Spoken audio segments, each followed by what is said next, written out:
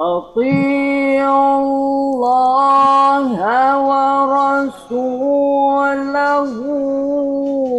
ولا تولوا عنه وأنتم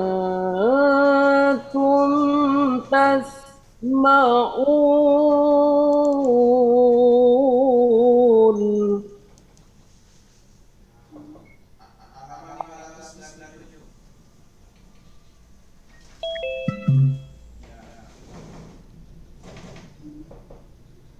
ولا تكونوا كالذين قالوا سمعنا وهم لا يسمعون.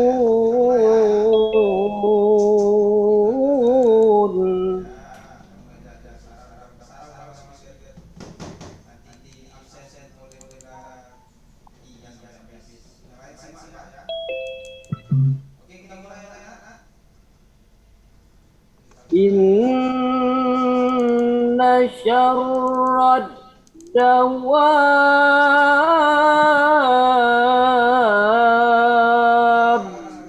عند الله الصم البكم الذين لا يعقلون.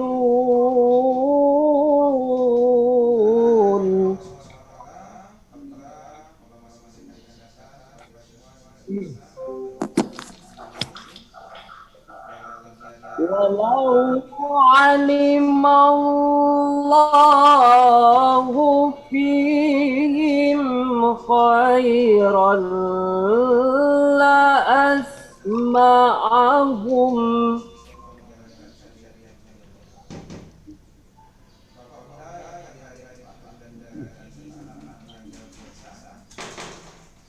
ولو أسمعهم لتولوا وهم معرضون.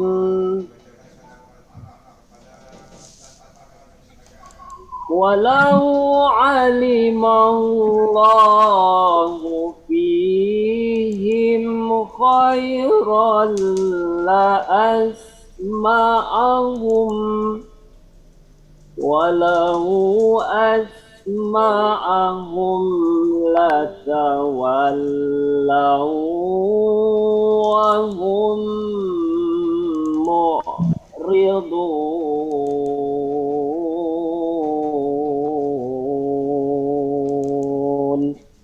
صدق الله العظيم.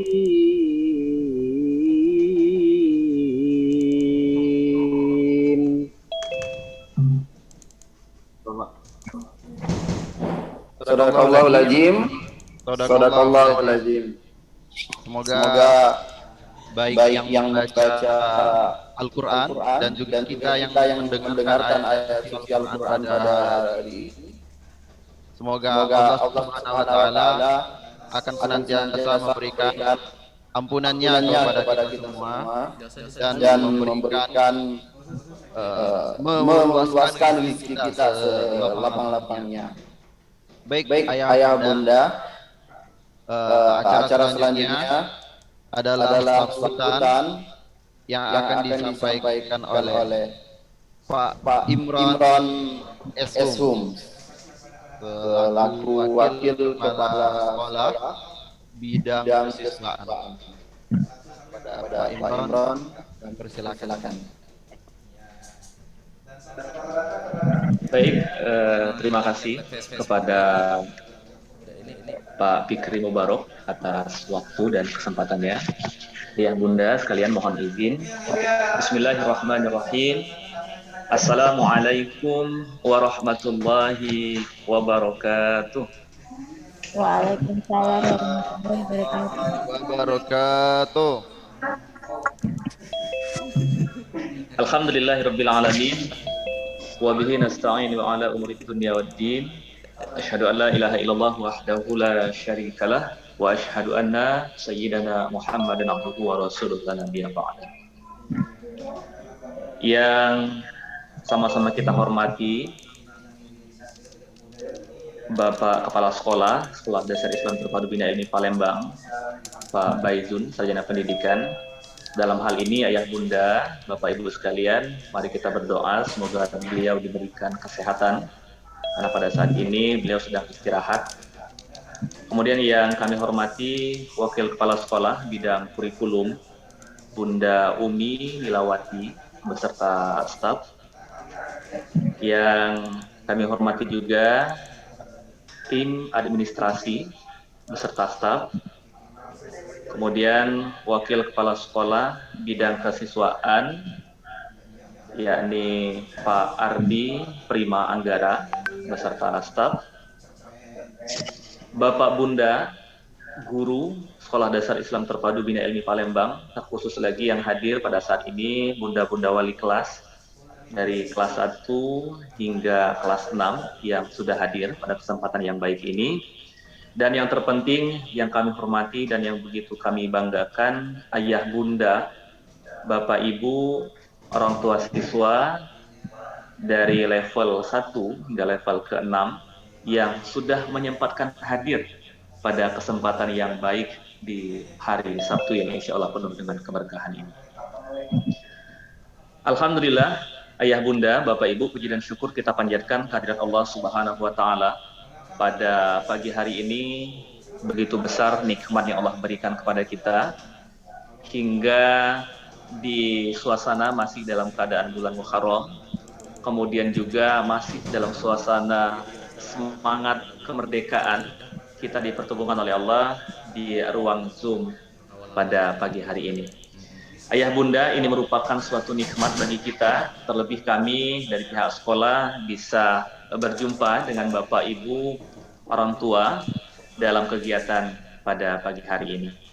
Dan salawat dan salam semoga tersampaikan pada teladan kita baginda Rasulullah Muhammad Sallallahu Alaihi Wasallam, berikut keluarga, sahabat, dan insya Allah kita semua yang hadir pada pagi hari ini. Kita berharap bahwa kita menjadi bagian daripada pengikut beliau yang istiqomah hingga akhir zaman. Amin ya rabbal alamin. Sebelumnya Pak Imron ingin menyapa terlebih dahulu Bapak Ibu, Ayah Bunda, Mama, Papa, Abi dan Umi. Apa kabarnya pada pagi hari ini? Alhamdulillah. Baik, Pak Imron. Alhamdulillah. Pak Imron sering menyapa kalau di setiap proses pembelajaran Anda dengan sapaan apa kabar Anda soleh dan soleha, maka mereka menjawab dengan semangat Alhamdulillah. Luar biasa. Luar biasa. Allahu Akbar. Dan Pak Imron juga berharap bahwa pada pagi hari ini Ayah Bunda, Bapak Ibu sekalian, para orang tua yang begitu kami hormati, selalu kami doakan semoga selalu dalam kebaikan, selalu dalam aktivitas-aktivitas yang penuh dengan kebermanfaatan, dan kita berharap bahwa ini adalah hubungan kita dari sekolah, kemudian bagaimana kita bisa menjalin hubungan yang baik dengan Ayah Bunda sebagai orang tua Anda. Ayah Bunda sekalian, dalam kesempatan yang baik ini Pak Imron izin mewakili dari Pak Baizun yang sebagaimana kami sampaikan di awal, beliau saat ini sedang istirahat. Kita berdoa semoga beliau diberikan kesehatan oleh Allah Subhanahu wa Ta'ala. Amin ya rabbal alamin. Ayah Bunda, sebagaimana juga yang disampaikan oleh Pak Fikri dalam penyampaian awal bahwa hari ini merupakan salah satu program yang diselenggarakan oleh khususnya SDIT Bina Ilmi Palembang dalam program Self Management. Sebenarnya program yang menjadi bagian daripada Homeschool Partnership yang menjadi bagian dari bawah ini adalah ikhtiar kita ya Bunda, sebagai pihak sekolah dan orang tua, bagaimana kita bisa menjadi partner yang baik di dalam mendidik anak-anak kita, anak didik kita insya Allah. Dan tentu juga kalau kita berbicara tentang self management, tentu kita akan ingat bagaimana sosok teladan kita, yakni baginda Rasulullah Muhammad Sallallahu Alaihi Wasallam. Bagaimana teladan yang telah beliau berikan ya Bunda kepada kita ya sebagai umatnya, bagaimana kita bisa meneladani manajemen ya kepribadian yang dilakukan ataupun yang dicontohkan oleh baginda Rasulullah Muhammad Shallallahu Alaihi Wasallam di dalam kesehariannya.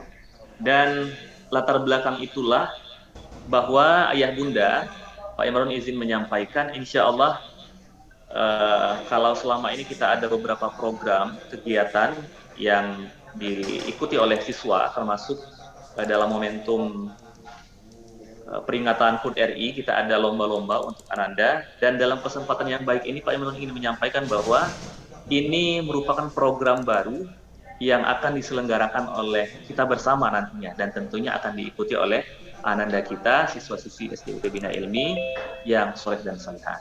Di antaranya ya Bunda, bagaimana tema webinar kita pada pagi hari ini yang insya Allah nantinya akan disampaikan oleh Bapak Deki Anwar, SE, MSI, PhD. Beliau merupakan salah satu dosen terbaik yang ada di Universitas Islam Negeri Raden Patah Palembang, yang nantinya akan membahas tentang bagaimana kita mendidik anak, ya, mendidik anak-anak kita, ya Bunda sekalian, di dalam pengelolaan uang dan waktu. Nah, disiplin waktu sejak dini. Artinya bahwa ayah Bunda, kita berharap dengan adanya program ini kita bisa mendidik anak-anak kita dengan bersama, baik dari Bapak Bunda, kemudian dengan kerjasama dari ayah Bunda sekalian.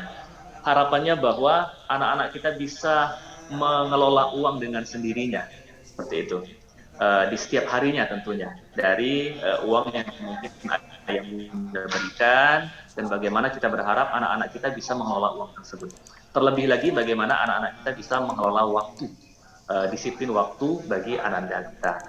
Tentu sebenarnya ya Bunda berbicara tentang waktu, mungkin ini sudah terrealisasi di rumah kita masing-masing. Pukul 5 misalnya Ananda bangun untuk melaksanakan sholat subuh, pukul 8 Ananda melaksanakan sholat duha, tetapi ini belum begitu di manajemen dengan adanya waktu yang dibuat oleh Ananda itu sendiri. Dan harapannya dari program ini ya Bunda, ini bisa menjadi momentum yang baik bagi anak-anak kita untuk memulai belajar untuk mengelola waktu dengan baik, dan itu diawali dengan Ananda buat sendiri dan Ananda lakukan dengan sendirinya, dan tentunya ini dengan pengawasan kita sebagai guru dan kita juga sebagai orang tua.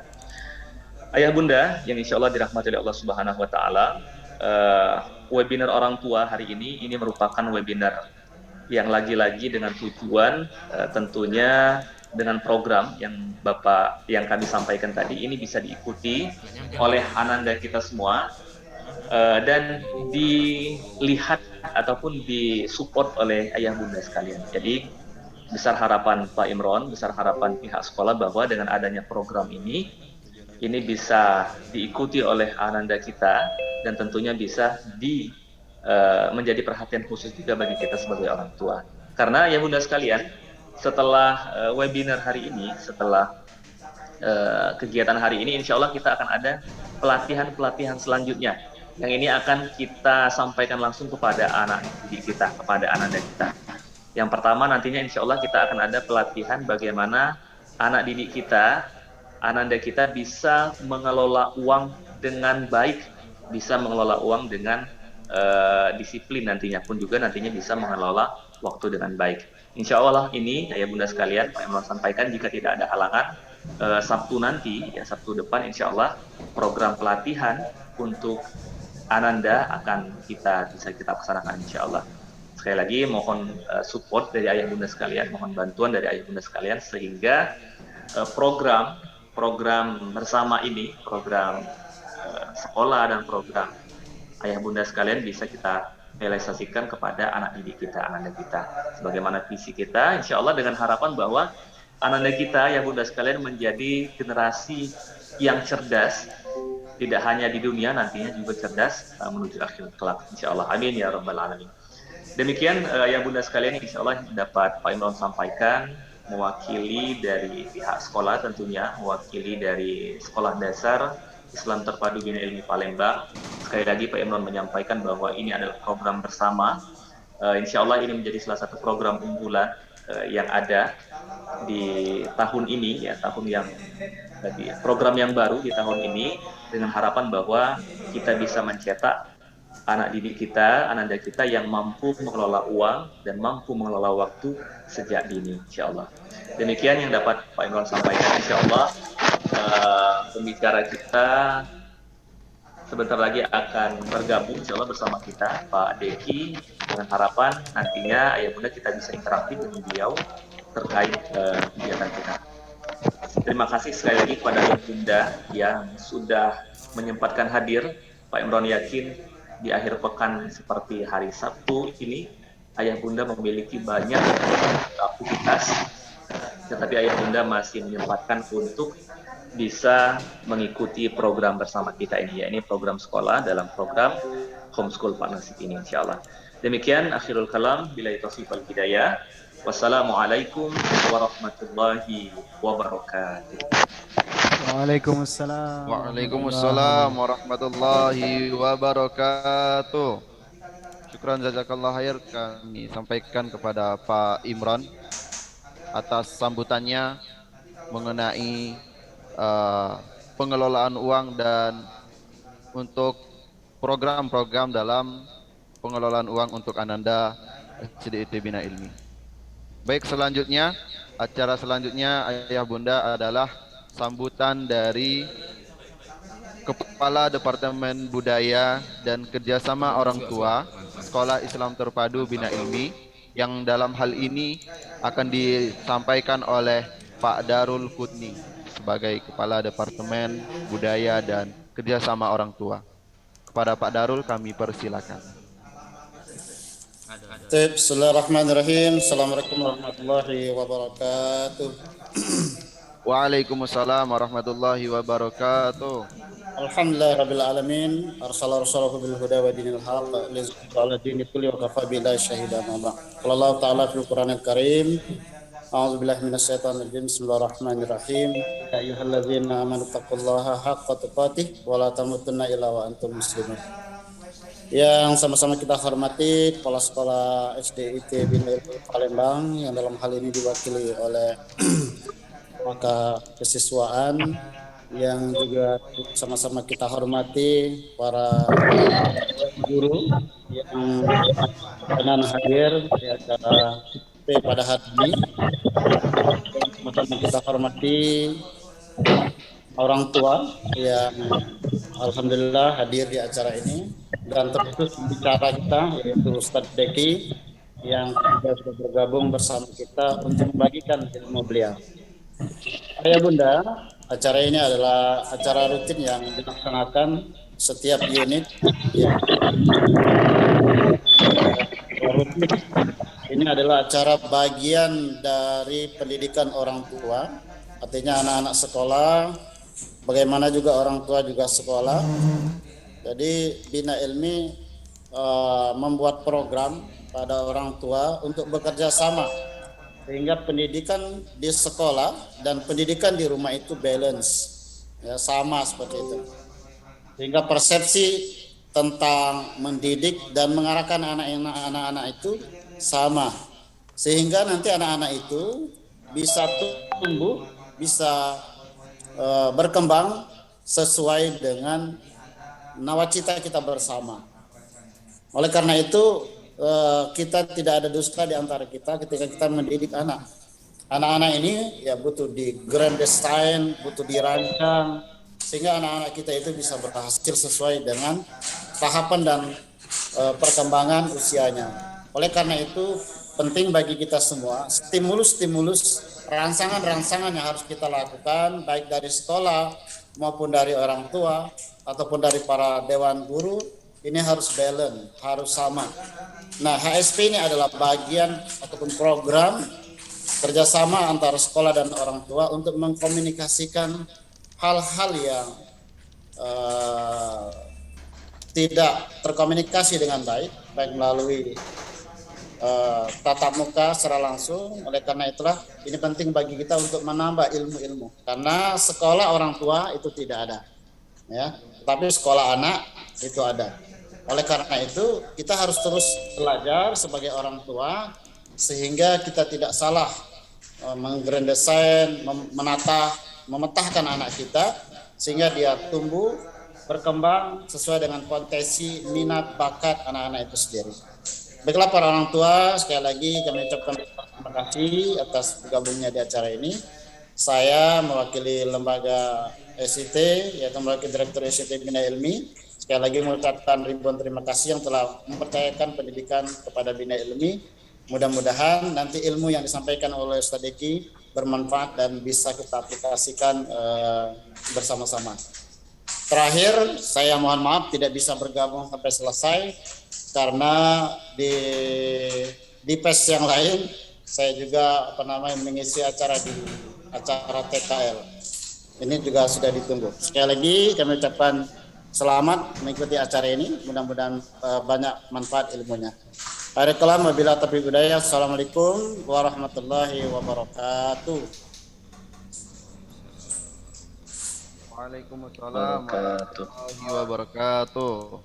Syukran jazakallah khair kami sampaikan kepada Pak Darul Qutni atas sambutannya sebagai Kepala Departemen Budaya dan Kerjasama Orang Tua Sekolah Islam Terpadu Bina Ilmi. Baik, Ayah Bunda,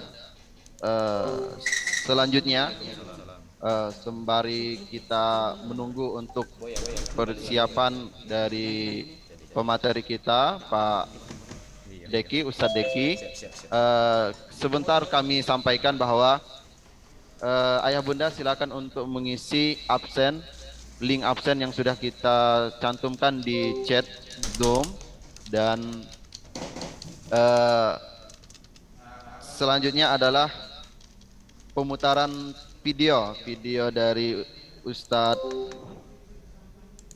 Tolat, Ustadz Wafa Tolat, selaku Ketua Dewan Pembina Yayasan Ashab. Jadi videonya. Video ya.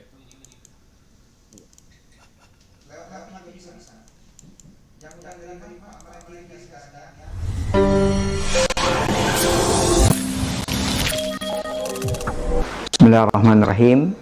Assalamualaikum warahmatullahi wabarakatuh. Alhamdulillah, wassalatu wassalamu ala rasulillah wa ala alihi wa sahbihi wa mawala wa ba'du. Saya Tolat Wafa Ahmad, Ketua Dewan Pembina Yayasan Ashab Palembang, mengucapkan jazakumullah khairan katsiran kepada Bapak Ibu, orang tua dan wali siswa Sekolah Islam Terpadu Bina Ilmi Palembang yang tentunya telah memberikan kepercayaan amanah kepada kami untuk mendidik anak kita, tentunya pada gilirannya menjadi anak yang sukses, anak yang soleh dan anak yang musleh. Kami ingin mengajak Bapak Ibu semuanya bersama-sama bekerja sama untuk tentunya menyukseskan proses pendidikan anak-anak kita tersebut. Sambil kita tentunya terus berdoa kepada Allah SWT agar Allah SWT selalu memberikan kemudahan, selalu memberikan bimbingannya dan taufiknya kepada kita semuanya. Terima kasih. Wabillahi taufiq wal hidayah. Wassalamualaikum warahmatullahi wabarakatuh.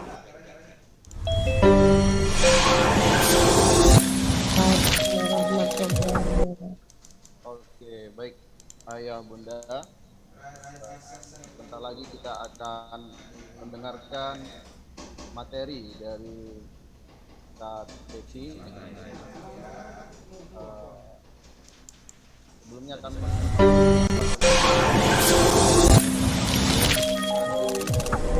Bismillahirrahmanirrahim. Waalaikumsalam warahmatullahi wabarakatuh. Suara saya jelas nggak Pak ya? Alhamdulillah jelas Pak. Oke, Pak Fikri ya? Iya Pak. Oke. Ya. Maaf Pak. Alhamdulillah sehat Pak Fikri. Alhamdulillah sehat Pak Deki. Ya, saya panggil Pak Deki saja Pak ya, tidak Ustadz. Silakan Pak. Biasa waktu di kampus dengan Pak Deki. Oh, pernah Oke. ketemu ya di kampus? Iya pernah Pak Deki. Udah Oh, Masya dua Allah. kali diisi oleh Pak Deki acara-acara di kampus. Oh, Masya Allah. Masya Allah. Alhamdulillah. Lanjut, bagus, bagus. Oke baik Pak Deki, izin kami menyampaikan kurikulum PT atau daftar riwayat hidup Pak Deki sebelumnya Pak. Silakan, silakan. Oke. Baik Ayah Bunda, sebelum kita mulai materi pada hari ini yang akan disampaikan oleh Pak Deki, izin kami sebagai panitia menyampaikan daftar riwayat hidup Pak Deki Anwar. Nama Deki Anwar, tempat tanggal lahir Batu Sangkar 15 Juli 1982, agama Islam, status sudah menikah, alamat di Jalan Kasnariansah RT 19 RW 7 nomor 1500, Kelurahan 20 Ilir 4 di Kecamatan Ilir Timur 1, Kota Palembang, Provinsi Sumatera Selatan. Kemudian selanjutnya riwayat pendidikan SD Negeri 13 Batu Sangkar tahun 1994, kemudian SLTP 1 Batu Sangkar 1997, kemudian SLTA Batu Sangkar tahun 2000, kemudian S1 Universitas Bung Hatta jurusan manajemen tahun 2004, S2 Universitas Indonesia jurusan keuangan syariah tahun 2007, kemudian S3 Universitas Malaysia Islamic jurusan Islamic Finance tahun 2020 Malaysia. Baik selanjutnya beberapa pelatihan yang pernah diikuti oleh Pak Deki. Yang pertama High Education Management di Melbourne, Australia, Universitas of Melbourne. Kemudian BIMTEK Audit yang diadakan oleh Kementerian Keuangan. Kemudian pelatihan informasi komunikasi teknologi in education yang diadakan oleh Kanai India. Baik selanjutnya profesi sekarang adalah sebagai dosen Fakultas Ekonomi dan Bisnis Islam UIN pada Palembang tahun 2008 sampai sekarang. Pernah sebagai Kepala Audit Internal UIN Patah tahun 2012 sampai 2015, Wakil Dekan Bidang Keuangan dan SDM UIN Patah tahun 2015 sampai 2017, Sekretariat Senat Universitas tahun 2015 sampai 2016, kemudian Kepala Pusat Lembaga Penjaminan Mutu UIN Patah tahun 2020 sampai sekarang, CEO Share Management tahun 2013 sampai sekarang, kemudian Dewan Pengawas Syariah Lembaga Amin Zakat Jakarta 2018 sampai sekarang, kemudian Dewan Pengawas Syariah Kopkar Pertamina RU 3 tahun 2019 sampai sekarang, kemudian Dewan Pengawas Syariah Kopkar PT Bukit Asam tahun 2020 sampai sekarang. Dan pengalaman ke luar negeri, pernah sebagai pelatihan High Education Management di Australia dan pelatihan ICC di India dan program PhD Malaysia dan presentasi paper pada konferensi internasional di Inggris. Wow, ternyata banyak sekali pengalaman Pak Deki sebagai seminar pelatihan publikasi ilmiah dan pengabdian masyarakat. Baik, bisa kita lihat di tampilannya, Ayah Bunda. Pernah sebagai pembicara pelatihan International Conference pada workshop kewirausahaan Stebis Pagar Alam tahun 2016 sebagai pembicara, dan kemudian banyak sekali pembicara Pak Deki selaku telah melakukan pelatihan sebagai posisi sebagai pembicara. Oke, baik selanjutnya pernah juga pengalaman Pak Deki sebagai publikasi dan penelitian ilmiah sebagaimana yang tertera di layar Zoom kita, dan juga sebagai pengabdian masyarakat. Dan satu yang paling unik yang saya baca, Pak Deki juga merupakan aktif sebagai pembinaan kelompok belajar membaca Al-Quran dan tata cara sholat di RT 2 dan RT 19 Pak Jo Palembang Sumatera Selatan. Masya Allah, ternyata Pak Deki yang memiliki pengalaman yang sangat luar biasa sampai ke luar negeri dan kemana saja. Alhamdulillah sangat luar biasa, masih bisa turun terjun ke masyarakat sebagai pembina dalam kegiatan pelatihan membaca Al-Quran dan juga sholat di salah satu kelurahan di Pakjong. Baik, itu saja mungkin penyampaian kurikulum vitae dari kami. Mohon maaf Pak Deki jika ada beberapa hal yang kesalahan kami dalam menyebutkan kurikulum vitae-nya, pengalaman-pengalamannya, kalau salah sebut seperti itu, mohon maaf Pak Deki.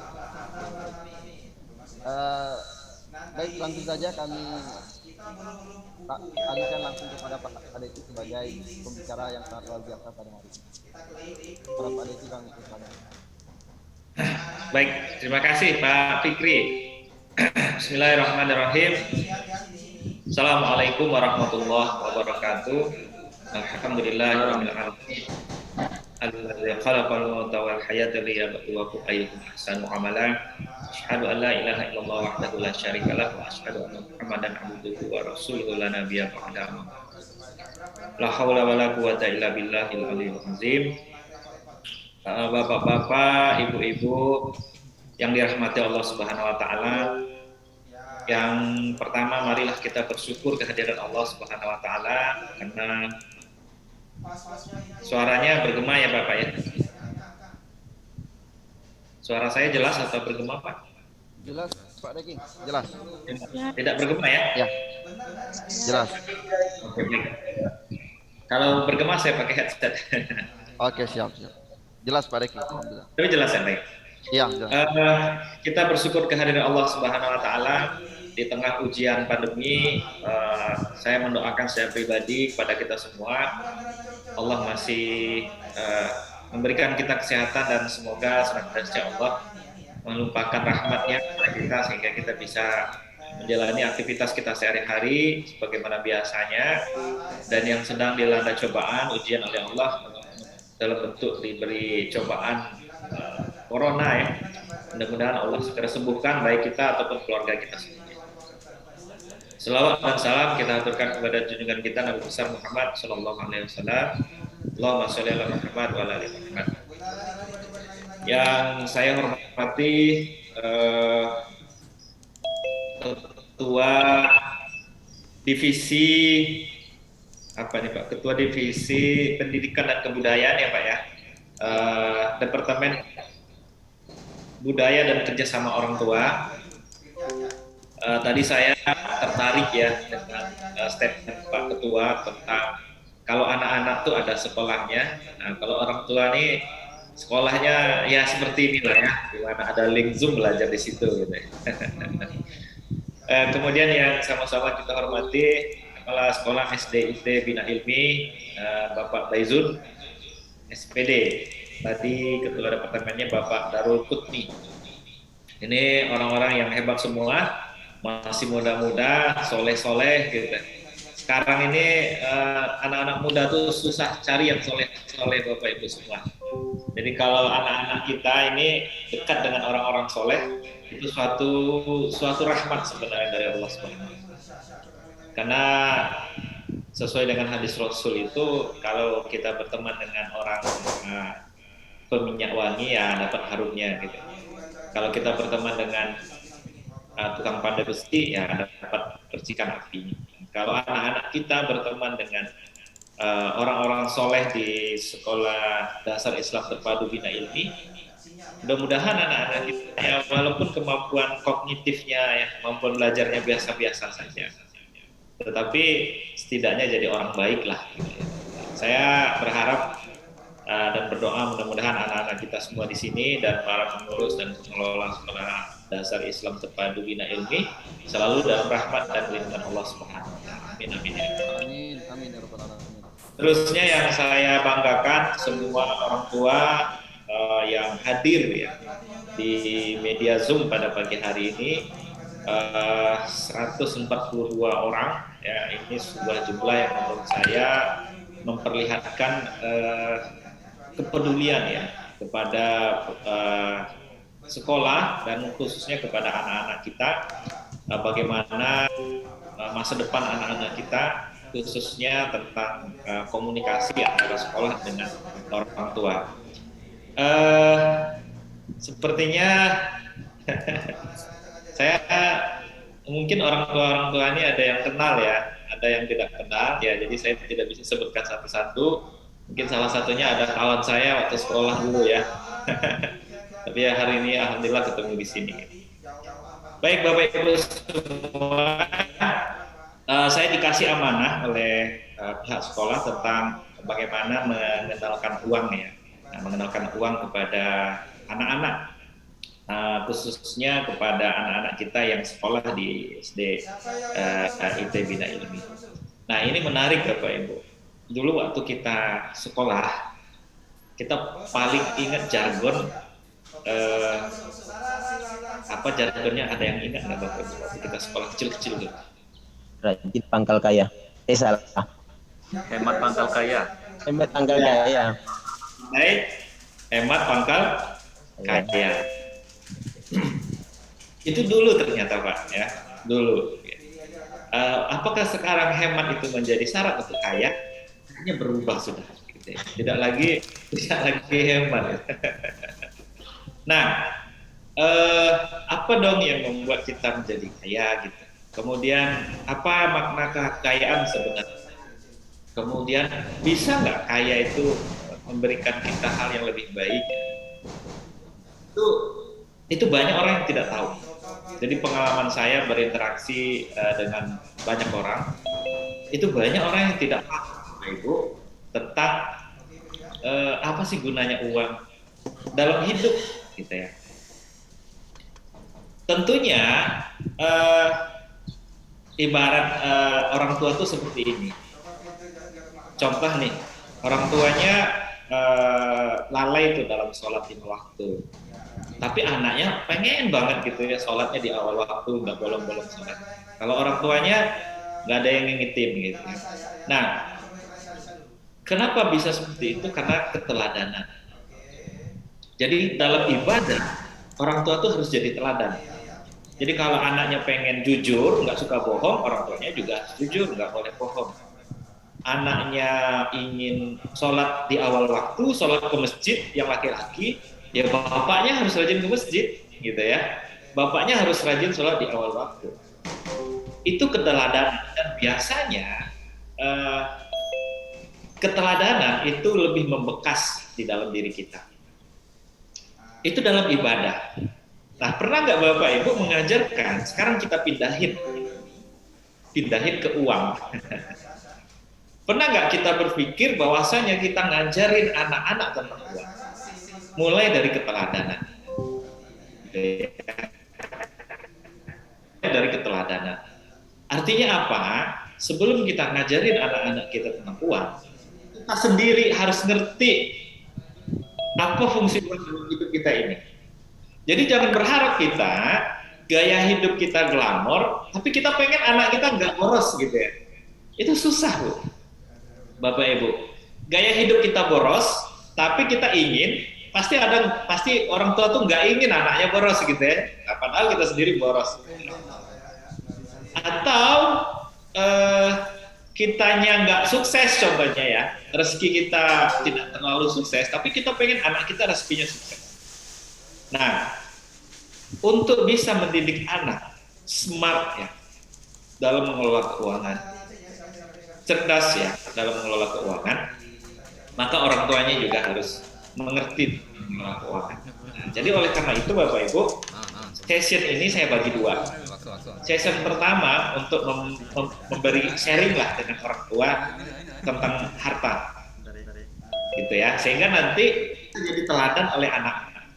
Yang kedua, session 2-nya nanti baru kita bicara tentang bagaimana memanajemen keuangan untuk anak, gitu ya. Nah, di jadwal di rundown acara saya dikasih waktu 1 jam ya. Jam. Oleh karena itu saya akan membagi 30 menit. 30 menit untuk orang tua memberi diskusi tentang harta. 30 menit setelahnya kita diskusi tentang bagaimana mengedukasi anak-anak tentang harta. Oke, setuju ya Bapak Ibu ya? Mudah-mudahan tidak bosan. Host boleh tolong dijadikan saya co-host ya, karena mau sharing materi.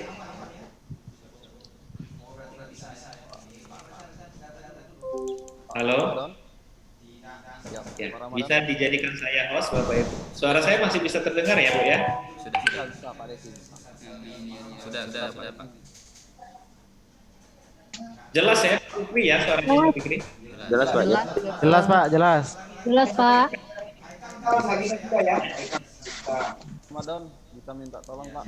Boleh. Oke. Baik Bapak Ibu, izinkan saya sedikit sharing dengan Bapak Ibu semua. Ini bukan untuk anaknya, untuk bapak-bapak dan ibu-ibunya dulu ya. Saya ingin sharing tentang harta. Harta ini banyak orang yang nggak paham Bapak Ibu. Apa sih harta dalam hidup itu gunanya, gitu ya. Bahkan harta itu sama kayak pisau. Jadi kalau dia nggak bisa kita gunakan dengan nggak tahu kita fungsinya apa, dia bisa melukai diri kita. Tapi kalau kita tahu fungsinya, itu bisa bermanfaat. Nah, banyak orang, umat Islam khususnya, itu tidak paham fungsi harta. Fungsi harta yang ingin kita bahas dalam pagi ini adalah dalam Islam perspektifnya. Ya. Jadi saya ingin mengajak Bapak Ibu bagaimana Islam melihat harta itu sendiri. Ya. Harta itu sendiri. Saya izin share ya Bapak Ibu.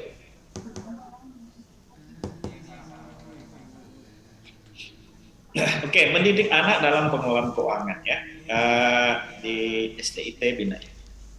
Oke, saya ingin bisa lihat ini Bapak Ibu ya. Saya ingin dalam Islam harta itu dikenal dengan istilah al-mal, ya, al-mal. Jadi harta itu dikenal dalam Islam disebut al-mal. Nah, harta itu ada 3. Salah satu hadis Nabi Muhammad SAW, hadis sahih ya. Itu nanti ditanya kita tuh 5. Pertama ilmu, umur gitu ya. Kemudian amal. Yang ingin kita garis bawahi adalah harta. Harta tuh nanti ditanya di akhirat. Dan pertanyaannya tuh 2. Satu dari mana, yang kedua apa. Kalau ilmu dapatnya dari mana enggak. Tapi kalau harta itu ditanya dari mana. Sehingga harta itu Bapak Ibu, itu ada 3 komponen utamanya yang terjadi dalam kehidupan kita sehari-hari. Ada yang namanya ini bagaimana uang itu masuk atau uang itu kita peroleh. Kemudian ada proses, bagaimana kita mengelola uang yang sudah masuk itu, uang yang sudah kita peroleh. Yang ketiga adalah out, bagaimana kita cara membelanjakan. Nah, proses, out itu nanti tergantung dari perspektif, dari pemahaman kita terhadap harta. Yang kedua tergantung iman, faith, keimanan kita. Saya kasih contoh. Cara masuk. Ada nggak orang yang memperoleh uang itu dengan cara yang halal atau korupsi? Ada, banyak. Baik korupsi kecil maupun korupsi besar. Recording in progress. Pertanyaannya, apakah dia tidak tahu kalau korupsi itu dilarang agama, gitu ya? Nah, bisa jadi tidak tahu, bisa jadi tahu. Nah, kalau dia tidak tahu, berarti dia tidak paham kalau itu adalah mencelakakannya. Kalau dia tahu tapi dia masih melakukannya, berarti imannya kurang kuat. Dia tidak yakin, berarti Allah yang memberikan dia rezeki. Dia tidak tahu kalau sebenarnya rezeki itu sudah dicukupkan oleh Allah, kita nggak perlu maling. Ini proses, Pak. Bagaimana cara kita mendapatkan uang?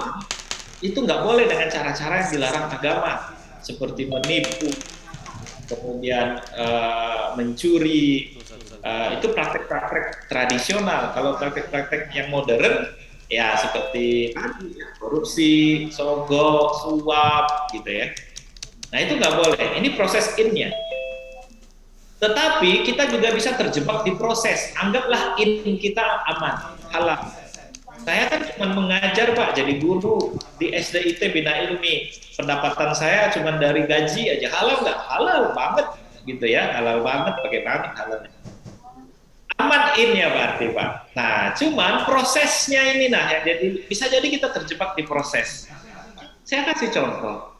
Apa contohnya kita terjebak di proses? Salah satu contohnya berdasarkan fatwa MUI, bank konvensional itu haram. Mohon maaf kalau ada Bapak Ibu yang bekerja di bank konvensional. Saya tidak menyinggung, mohon maaf ya. Tetapi ini salah satu proses, saya hanya menyampaikan nasihat-nasihat para ulama. Fatwa-fatwa MUI. Nah, contohnya kita masih punya rekening di atau kredit di bank konven.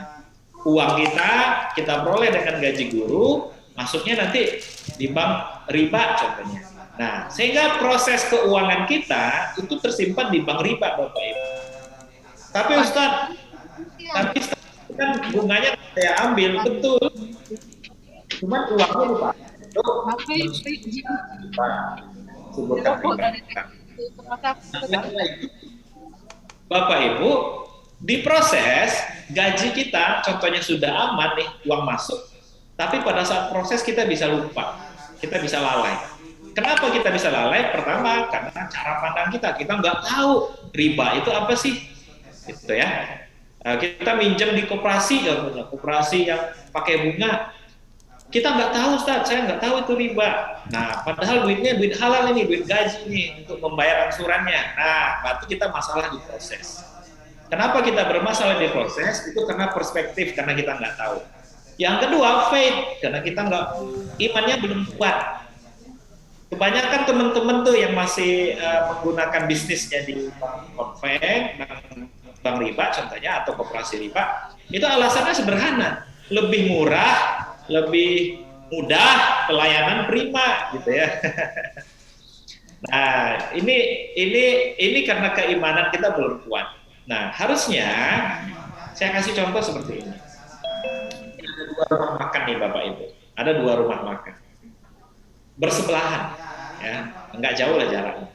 Satu rumah makan yang menunya babi, ya, menu babi harganya murah, 10.000 satu porsi. Parkirnya bersih, gitu, lapang, parkiran, nggak banjir, parkiran nggak becek, ruangan makannya bersih, gitu, harum, pakai Stella. Kemudian pelayanan prima, selalu senyum, apa segala macam. Tapi menunya harga murah, 10.000. Di rumah makan sebelah, rumah makan Padang. Wah, rumah makan Padang. Saya dari Padang. Rumah makan Padang kan salah satu terkenal, salah satu penyebab dia bisa berkembang itu karena halalnya. Itu halal, ada logo halal MUI. Tapi harga mahal, 12.000. Tempat parkir agak becek dikit. Ya, pelayanan standar lah, gitu ya. Tidak terlalu ramah seperti sebelah. Kebersihan ya standar, tidak terlalu bersih-bersih amat. Parkiran agak becek dikit, belum dikodlok.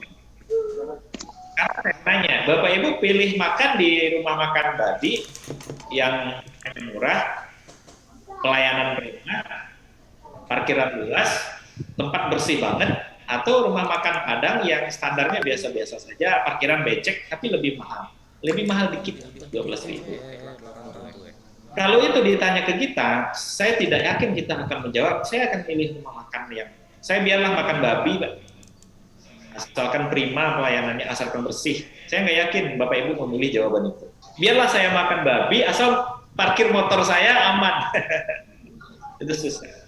Nah, itu masalah perspektif, masalah keimanan. Padahal dosa memakan riba, Bapak Ibu, itu jauh berkali-kali lipat lebih besar daripada memakan babi. Jadi sederhananya lebih baik makan babi daripada makan riba. Nah, gitu Bapak Ibu. Nah, ini kita bisa terjebak di proses. Jadi Bapak Ibu yang belum punya rekening bank syariah, ya pindahkanlah ke bank syariah. Gitu ya. Atau buatlah rekening bank syariah. Supaya prosesnya benar hartanya. Ini prosesnya benar.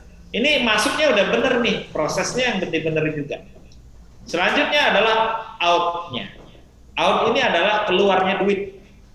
Bapak Ibu sudah bayar zakat belum? Yang wajib.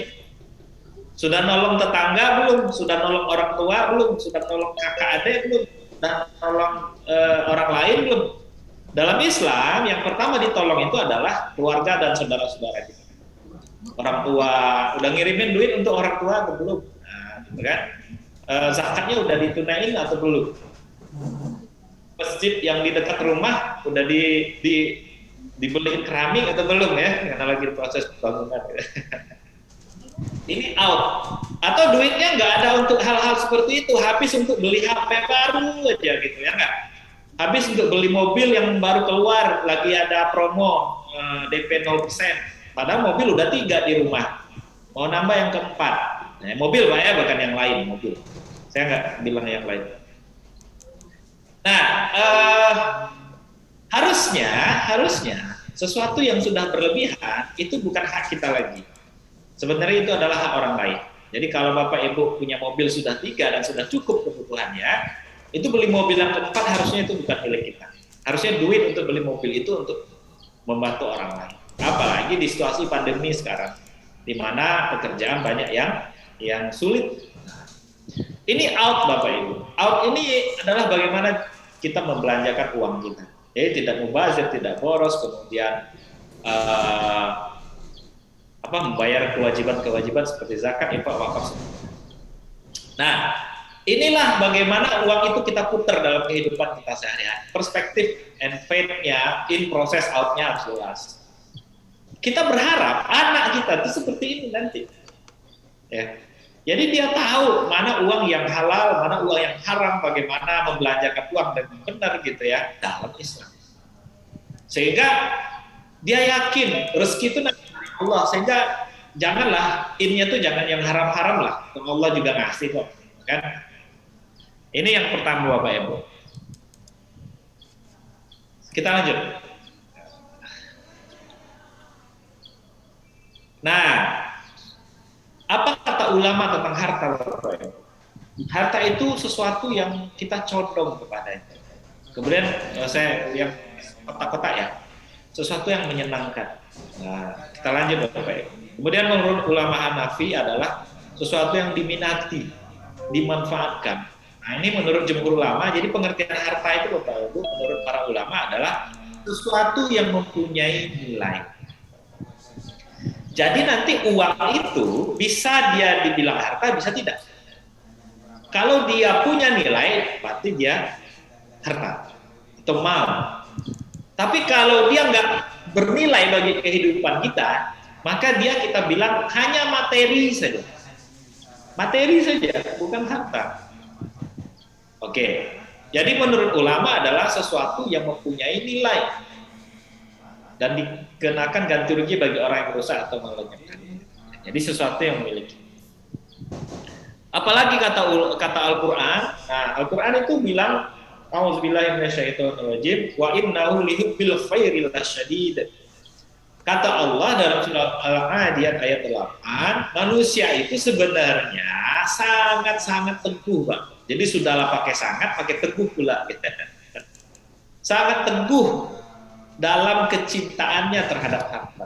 Jadi harta itu manusia itu cinta kata Allah. Nah, masih banyak ayat-ayat lain yang ingin ayat surat Ali Imran, apalagi indah gitu. Nah, jadi ibu-ibu kalau suka mengkoleksi harta wajar karena dia indah gitu. Bapak-bapak suka koleksi hobinya, barang-barang hobinya wajar karena dia indah, cinta. Nah, di satu sisi Bapak Ibu kita takut kehilangan harta. Dalam surat Al-Baqarah ayat 268. Takut kehilangan harta. Kenapa? Karena nanti kita takut miskin. Gitu ya. Siapa yang nakut-nakutinnya? Setan. Siapa lagi? Yang namanya takut itu Bapak Ibu, takut miskin dari setan itu nanti terjadinya, masa depan. Dia belum terjadi, belum miskin kita nih. Cuman udah ditakut-takutin dulu supaya apa? Supaya kita kikir. Nah, yang selanjutnya itu kikir. Kaget kalau bahasa Palembangnya, kaget kalau kau boros, Kalau kau bantu orang lain, katanya kalau kau sedekah, kakek kau miskin, tidak usahlah sedekah, kikir baik. Nah itu ada dalam Al-Quran, ayat 200, Al-Baqarah 268. Siapa yang punya pemikiran itu? Setan, gitu ya. Nah, jadi tidak usah takut miskin, Bapak Ibu, karena miskin itu bisikan setan. Selanjutnya, nah ini Bapak Ibu, di dalam diri manusia, dalam surah Al-Isra ayat 16, itu juga ada keinginan untuk bermewah-mewahan. Kemudian dalam surah Al-Baqarah ayat 155 juga ada ketakutan manusia terhadap kelaparan, lapar. Sama hampir mirip dengan miskin tadi. Jadi kita tuh takut nanti miskin, takut nggak makan, takut apa, takut. Kontrol dari sini. Nah, kemudian juga ada sifat manusia itu suka mengumpulkan harta dan menghitung-hitungnya. Jadi suka ngumpulin harta dan menghitung. Jadi nggak lagi, ini duit udah banyak nih Bapak Ibu. Pernah nggak melihat orang udah punya banyak harta tapi masih pengen harta lagi? Banyak ya, banyak, nggak puas maksudnya itu ya. Nah, kenapa? Karena salah satu sifat manusia itu adalah hobi ngumpulin harta dan menghitung-hitungnya. Nah, contoh, saya udah punya ruko, satu di Pak Jo, satu di Kenten, satu di Indralaya, satu di Kertapati, gitu ya. Nah, yang daerah Tanjung Api-Api itu, nah kalau ada boleh lah punya lagi. Itu hobi, apa sifat dasar yang dikasih tahu oleh Al-Quran dalam surat Al-Humazah ayat 1 sampai 3. Oke. Kita lanjut Bapak Ibu. Nah, sehingga apa Bapak Ibu? Sifat-sifat kita manusia terhadap harta tadi itu bisa dikumpulin jadi satu, indah ya. Dicintai, kemudian diminati ya, condong, menyenangkan. Di satu sisi kita akhirnya jadi tamak, takut miskin, kikir, ingin mewah-mewahan, lapar, takut lapar. Nah, Bapak Ibu coba lihat di sini, ini adalah rata-rata kata yang ada dalam Al-Quran tentang harta, karakter harta, dan bentuk katanya adalah kata sifat. Kata sifat, indah, cinta, condong, kikir, lapar, semuanya hampir kata sifat. Apa artinya? Sifat itu sudah built-in dalam diri kita. Ibarat komputer, itu sudah diinstal softwarenya dalam diri manusia oleh Allah Subhanahu wa Ta'ala tentang harta, sifat-sifat ini. Jadi kalau manusia tidak suka terhadap harta, maka bisa jadi itu dia tidak fitrahnya itu tidak muncul. Karena fitrah dasarnya manusia itu menyukai hal-hal yang indah, hal-hal yang dicintai. Salah satunya adalah harta. Nah, jadi wajar kalau kita semua suka dengan harta. Ingin ngumpulin harta, ingin punya uang banyak, ingin punya rumah besar, ingin punya mobil bagus, gitu ya. Ingin punya bisnis sukses. Itu wajar. Karena memang ini sifat dasar manusia yang sudah diinstal dalam diri kita. Oke.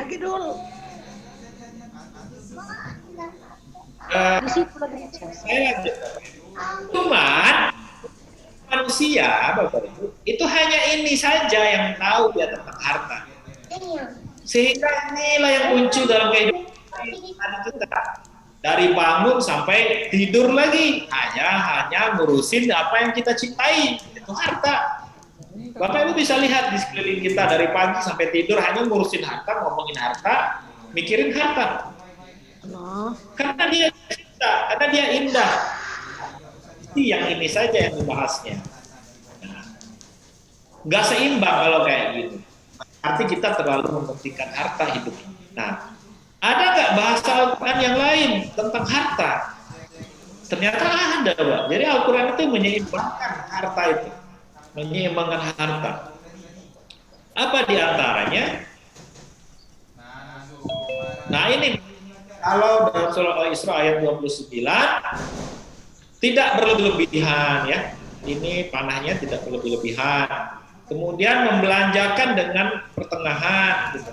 Jadi dibelanjakan di pertengahan.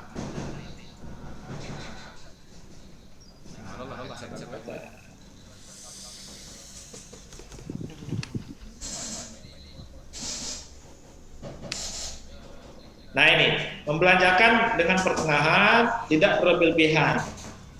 Kemudian selanjutnya apa? Selanjutnya adalah dalam surat Al-Anfal ayat 28 bahwa hartamu, anak-anakmu itu harus tahu kata Allah itu cuma cobaan saja. Dan sesungguhnya Allah lah yang punya pahala yang besar. Atau satu juga sama, berjihadlah dengan harta. Nah, jadi tidak hanya dicintai. Kemudian Al-Baqarah ayat 172, makanlah harta itu yang baik-baik saja. Nah, banyak sekali ayat Al-Quran tentang harta. Kemudian juga dalam surat Ibrahim ayat 7, bersyukur tuh dengan harta. Jika kamu bersyukur, pasti kami akan menambah nikmat kepadamu. Nah, jadi bersyukur dengan harta. Apalagi Bapak Ibu, yakinlah, tahukah kamu bahwasanya punya Allah harta. Dari kepunyaan Allah apa yang ada di langit dan di bumi. Nah, kemudian apalagi tentang harta. Nah, gitulah kurang lebih Bapak Ibu. Nah, sehingga apa? Sehingga ini kita tadi ya, yang indah-indah tadi ini bisa. Nah, yang indah-indah tadi ini bisa seimbang kalau diganti dengan diimbangin dengan sebelah. Sehingga kita nggak salah Bapak Ibu, kita nggak salah. Jadi harta itu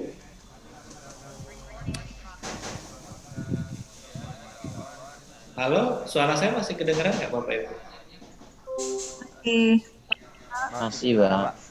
Masih, Pak. Ini laptopnya nggak bisa di ini. Oke.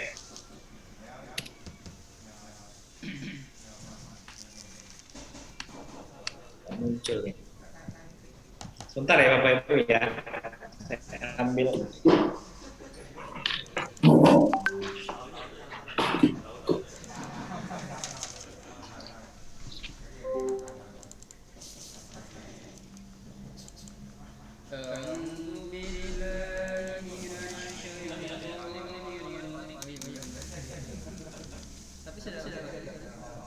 Oke. Nah, sehingga Bapak harus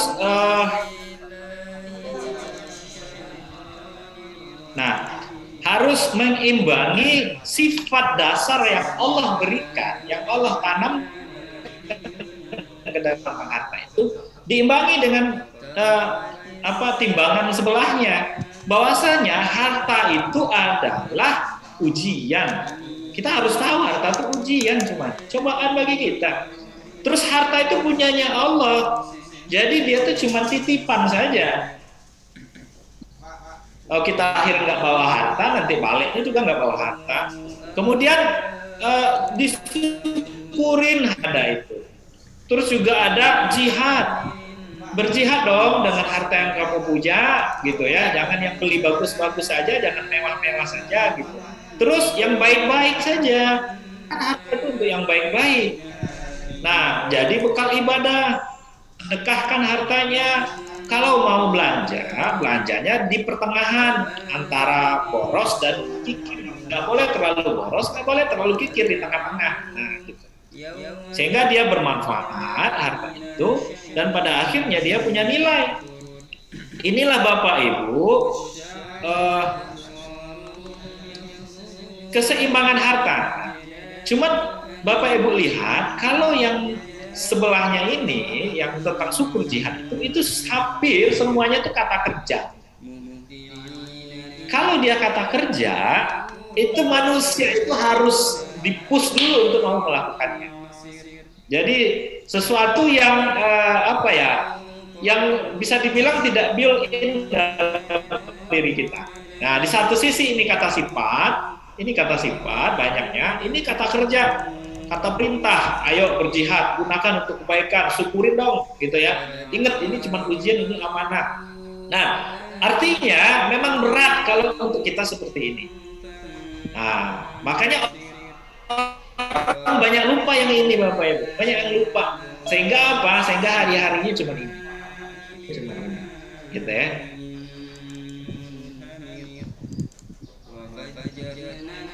Baik. Tugas kita adalah membuat dia seimbang. Tugas kita dia adalah membuat seimbang. Oke, itu Bapak Ibu ya tentang harta ya. Oke, kita lanjutkan. Bagaimana kalau yang satu itu saja yang terjadi? Nah, kita nggak lihat yang sebelahnya. Ini yang terjadi Bapak Ibu. Manusia kalau hanya mencintai, meminati, indah, tamak, miskin, kikir, mewah, lapar, menyenangkan, condong, nggak pernah sedekah, nggak pernah bersyukur, nggak pernah paham itu ujian dan mana apa yang terjadi?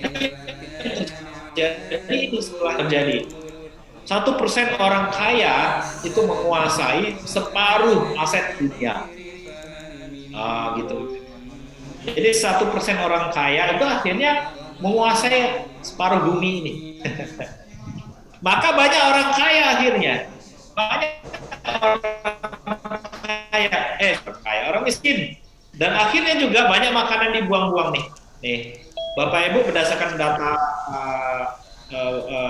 PBB tentang makanan, itu 1/3 makanan itu terbuang. Jadi kalau Bapak Ibu makan, maka pembelajaran anak juga terhadap harta adalah biasakan anak itu menghabiskan makanannya, jangan buang-buang makanan. Karena kenapa? 1/3 makanan yang dibuang ini, Bapak Ibu itu bisa untuk 4 kali makan orang miskin Bapak Ibu sehari.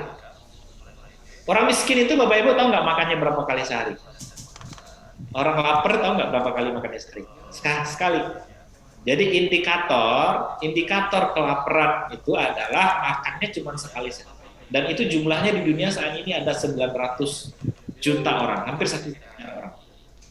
Nah, Bapak Ibu buang-buang makanan yang berlebih, makanan yang bersisa, sekalipun juga anak-anak kita, makanan itu bisa 4 kali makan orang lain, orang lapar. Oke?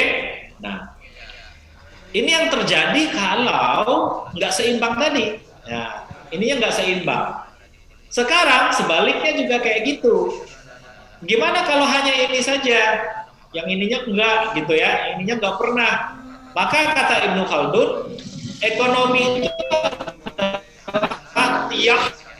tiang dan pilar paling penting untuk membangun peradaban Islam. Tanpa kemapanan ekonomi, kejayaan Islam sulit dicapai, bahkan tak mungkin diwujudkan. Nah, kata Ibnu Khaldun. Ya. Jadi, kalau orang-orang Islam mau maju, Bapak Ibu, itu harus kaya. Harus kaya. Ya, artinya dia nggak boleh hanya sekedar di sini. Dia harus di sini juga. Makanya tadi dia harus seimbang seperti ini. Dia harus seimbang seperti ini. Nah, kita pernah cerita Khadijah, ya, Rasulullah itu Bapak Ibu itu ditopang sepenuhnya dakwahnya di awal itu oleh Khadijah. Khadijah itu menurut beberapa riwayat punya 2/3 aset di kota Mekah itu. Berarti kalau Bapak Ibu bayangkan di Palembang ini 2/3 ruko sepanjang Jalan Sudirman itu punyanya Khadijah. Berarti bisa dibilang yang paling kaya di Mekah itu kalau 2/3 ukurannya, itu yang paling kaya di Mekah adalah Khadijah. Dan Khadijah itulah yang mensupport dakwah Nabi di awal-awal, dakwah Nabi di Mekah. Bahkan pada saat Nabi diboikot, ya, Nabi diboikot sama pamannya, sama Abu Thalib, ya, sama beberapa keponakan dan anak Abu Thalib serta Khadijah itu diboikot. Boikotnya lama banget, 3 tahun Bapak Ibu. 3 tahun diboikot. Itu selama diboikot itu pengertiannya, jadi Nabi itu pernah diboikot secara ekonomi, nggak boleh belanja di pasar Mekah, nggak boleh kejualan di pasar Mekah, gitu ya. Sehingga apa yang dilakukan, yang mensupport Nabi dan beberapa orang yang diboikot itu selama boikot 3 tahun itu Khadijah, Bapak. Harta Khadijah untuk mensuplai boikot, ya, sama lah kayak Palestina sekarang diboikot oleh Israel itu kan nggak bisa masuk keluar. Siapa yang membantu? Waktu itu Khadijah, udah dialamin Rasul. Nggak lama setelah diboikot, Khadijah itu sempat sakit ya, termasuk pamannya Nabi Abu Thalib itu sempat sakit-sakit selama di Baitul, dan tidak lama setelah itu mereka meninggal. Nah, ini wujud dari kekuatan ekonomi umat Islam. Ya, kekuatan ekonomi umat Islam itu penting. Cuman bukan untuk beli mobil yang keren-keren. Yang di sini supaya apa? Supaya umat Islam, kata Ibnu Khaldun tadi, bisa maju. Nah, sama kata-katanya, sama kata-kata ini Ali Yafi ya. Salah satu ini ulama Indonesia. Salah satu faktor kemunduran dunia Islam itu karena umat Islam itu mengabaikan muamalah atau mengabaikan ekonomi Islam. Nah, jadi kita umat Islam itu, Agim Bapak Ibu, ini saya lihatkan kata Agim. Nah, ini kata Agim. Walaupun mohon maaf ya, mungkin ada yang nggak setuju sebagai dengan Agim. Tapi saya suka dengan kata-kata Agim yang ini. Kata Agim, saya tuh nggak ingin kaya, tapi harus kaya. Nah, beda nggak Bapak Ibu? Beda banget. Ya. Kaya dengan harus kaya itu berbeda. Ingin kaya dengan harus kaya itu berbeda. Ini gimana cara hapusnya? Oke. Kalau ingin kaya, udah kaya, selesai, puas, nikmati kekayaan. Tapi kalau harus kaya, berarti ada kewajiban yang muncul setelah kita kaya, yaitu membantu orang lain, membuat orang lain lebih sejahtera, meningkatkan peradaban umat Islam. Ya, umat Islam sekarang kan susah-susah gitu, sehingga mudah diadu domba. Selanjutnya adalah Bapak Ibu bisa lihat data ini orang-orang kaya semua nih, sahabat-sahabat Nabi. Ada Abdurrahman bin Auf, ada Zubair, ada Tolha, ada Sa'ad bin Abi Waqqas. Ini kekayaan Abdurrahman bin Auf waktu meninggal.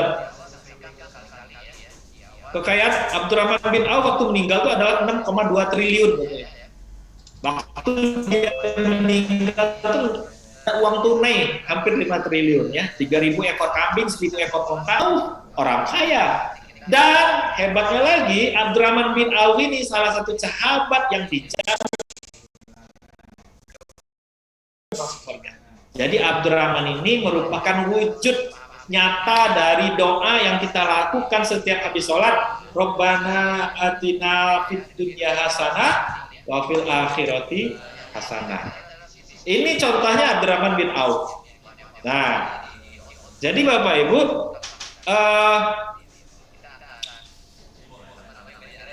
kita harus menjadi orang kaya. Umat Islam harus menjadi orang kaya. Dengan harta yang seimbang. Ada Zubair juga, ada Utsman bin Affan, ada Tolha, ada Sa'ad bin Abi Waqqas. Hartanya triliunan. Ya. Dan 5 orang ini Bapak Ibu, 5 orang ini adalah orang-orang yang dijamin masuk surga. Jadi orang-orang yang dijamin masuk surga pun juga orang-orang kaya. Nah, oke, baik. Itu tentang harta. Ibu, baik. Oke. Selesai, saya rasa ini tentang harta. Ini kenapa hilang ya? Saya share lagi supaya hilang tulisan-tulisannya. Nah, sehingga apa Bapak Ibu? Ini bisa kita lihat selanjutnya adalah ada beberapa macam orang yang menggunakan harta itu seperti ini Bapak Ibu. Ada orang yang hanya sumber hartanya digunakan harta itu yang haram-haram. Ini nilainya negatif ya. Kemudian ada yang hanya untuk sia-sia, nggak haram sih, tapi sia-sia, nggak ada gunanya, nggak ada guna itu beli apa gitu yang nggak ada gunanya. Kemudian ada orang yang nyari harta itu hanya untuk memenuhi kebutuhannya dari bulan ke bulan, tahun ke tahun, hanya untuk sekedar hidup. Nilainya bisa positif, bisa negatif, ya. Namun ada orang yang hartanya bisa bernilai positif. Pada saat dia menunaikan kewajibannya, dia bayar zakat, dia memenuhi kebutuhan, kemudian dia bayar zakat, bayar infak, bantu orang lain. Nah, itu nilainya sudah positif. Nah, puncaknya nanti adalah kita ingin menjadi orang-orang seperti ini. Seperti Abdurrahman bin Auf tadi, Sa'ad bin Abi Waqqas tadi, Zubair, Tolha. mereka menggunakan hartanya bukan lagi hanya untuk memenuhi kebutuhan. Zakatnya udah pasti dibayar, tetapi ditambah, ya, sama kayak Abu Bakar, ditambah bagaimana harta itu invest untuk akhirat, ya, untuk membangun masjid, untuk membangun sekolah tahfiz, untuk membangun orang yang tidak makan, untuk membantu tetangga yang kelaparan, yang tidak sekolah, untuk membantu tetangga yang beliin beras tetangga, untuk dakwah Islam. Nah, ini nilainya paling tinggi. Sama seperti orang yang dijamin masuk surga tadi yang lima tadi, pada saat yang sama dia punya harta. Nah, bagaimana caranya supaya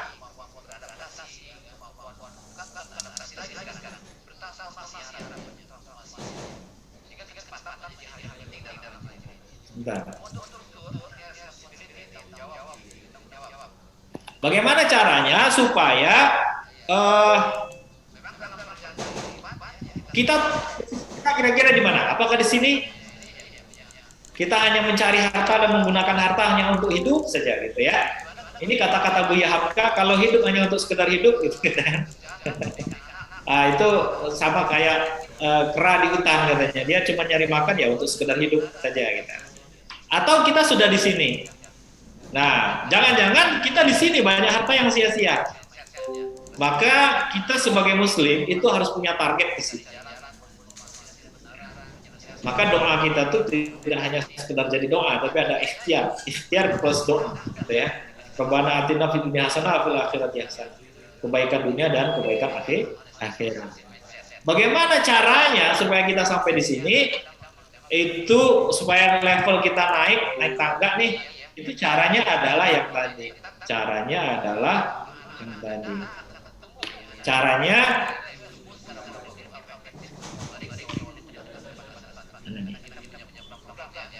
nah, inilah menurut ulama Bapak Ibu, yang dalam kotak merah ini, inilah yang disebut dengan materi.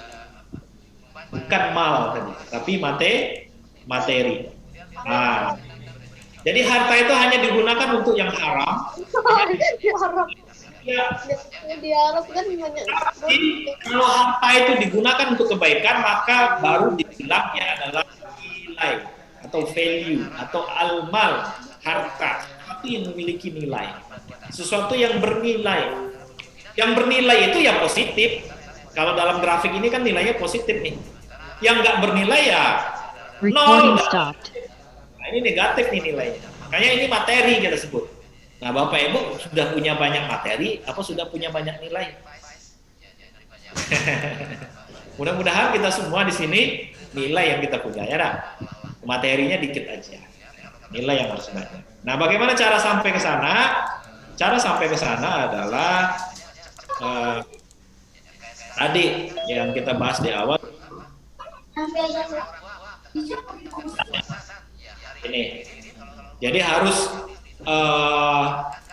uang yang kita dapat harus benar, proses uang yang kita lakukan harus benar, outnya duit harus benar. Cara ilmu kita tentang harta harus dibanyakin, keimanan kita tentang rezeki harus ditingkatkan, sehingga kita bisa dari sini, contohnya naik ke sini, atau dari sini pergi ke sini, dari sini, ini visionnya di sini. Jadi semua proses ini harus dibenerin, ya, supaya nilainya naik, gitu. Oke, baik Bapak Ibu, itu selesai untuk orang tua ya. Kayaknya lebih nih. Nah, ini kita lanjut saja. Sekarang langsung ke uang. Nah, ini boleh disampaikan nanti ke anaknya. Sekarang kita masuk tentang anaknya ya. Uang itu menurut ulama-ulama klasik Bapak Ibu. Jadi uang ini sudah dibahas oleh Imam Al-Ghazali, Ibnu Taimiyah ya. Waktu kita moderator berapa banyak lagi ya? 15 menit lagi Pak ya? 15 menit lagi. 15 menit lagi. Kemudian kita lanjutkan tanya jawab, Pak Diki. 15 menit lagi ya untuk presentasi ya? Iya. Iya, Pak Diki. Ya, oke. Ini masih ada ya. 15, Pak Diki. Belum 15 ya? Oke, sebentar. Sebentar. Saya izin dulu sebentar ngecas ya. Mau habis banget.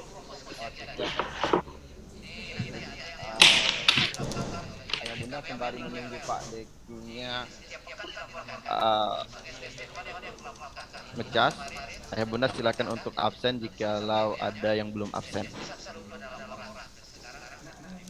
Oke, baik. Kita lanjut, Pak. Nah, sekarang kita menjurus tentang tema yang ingin kita bahas pada pagi hari, yaitu tentang uang. Nah, uang ini, Bapak Ibu, itu punya pertama adalah kita harus tahu apakah Islam pernah nggak membahas tentang uang. Nah, gitu ya. Sudah pernah dan banget Nabi Muhammad sendiri justru dulu berdagang pakai uang gitu ya. Nah, kemudian ada kajian-kajian tentang uang. Al-Ghazali ya. Apa kata Al-Ghazali? Apa sih uang itu fungsinya? Memperlancar pertukaran dan menetapkan nilai yang wajar. Memperlancar pertukaran. Nah, ini kita garis bawahi. Yang kedua adalah uang itu ibarat cermin, Pak. Cermin tidak berwarna tetapi dapat merefleksikan semua warna. Ini yang kata-kata Imam Al-Ghazali yang paling populer, Pak, tentang uang. Apa maksudnya uang itu seperti cermin? Saya kasih contoh kayak gini. Kalau Bapak pakai baju biru, terus berdiri di depan cermin, cermin ngasih tahu kita warna apa? Warna biru kan? Nah, dibalik tanya, cermin sendiri warna apa? Enggak ada warnanya. Dia hanya ngasih tahu warna apa yang ada di depan. Uang itu maknanya kayak gitu. Apa tuh bentuknya, contohnya? Apa itu maksudnya? Maksudnya kayak gini. Uang itu nggak punya harga. Tapi dia bisa ngasih tahu harga sesuatu, harga barang dong. Contoh, apa nih? HP. Ini HP. Ini anggaplah murah harganya. Pakai uang 100.000. Ya, 100.000. Ini bisa dikasih tahu oleh uang. Oh, HP ini 100.000, gitu ya. Tetapi uang itu sendiri itu nggak punya nilai, Bapak Ibu. Yang tertera angka 100.000 itu hanya harga ini, harga barang, bukan harga dia. Kalau dia punya harga, coba sekarang saya tanya, Bapak Ibu mau nggak membeli uang 100.000 dengan harga 110.000? Pasti nggak mau. Atau duit 100.000 kita beli dengan harga 90.000, mau nggak?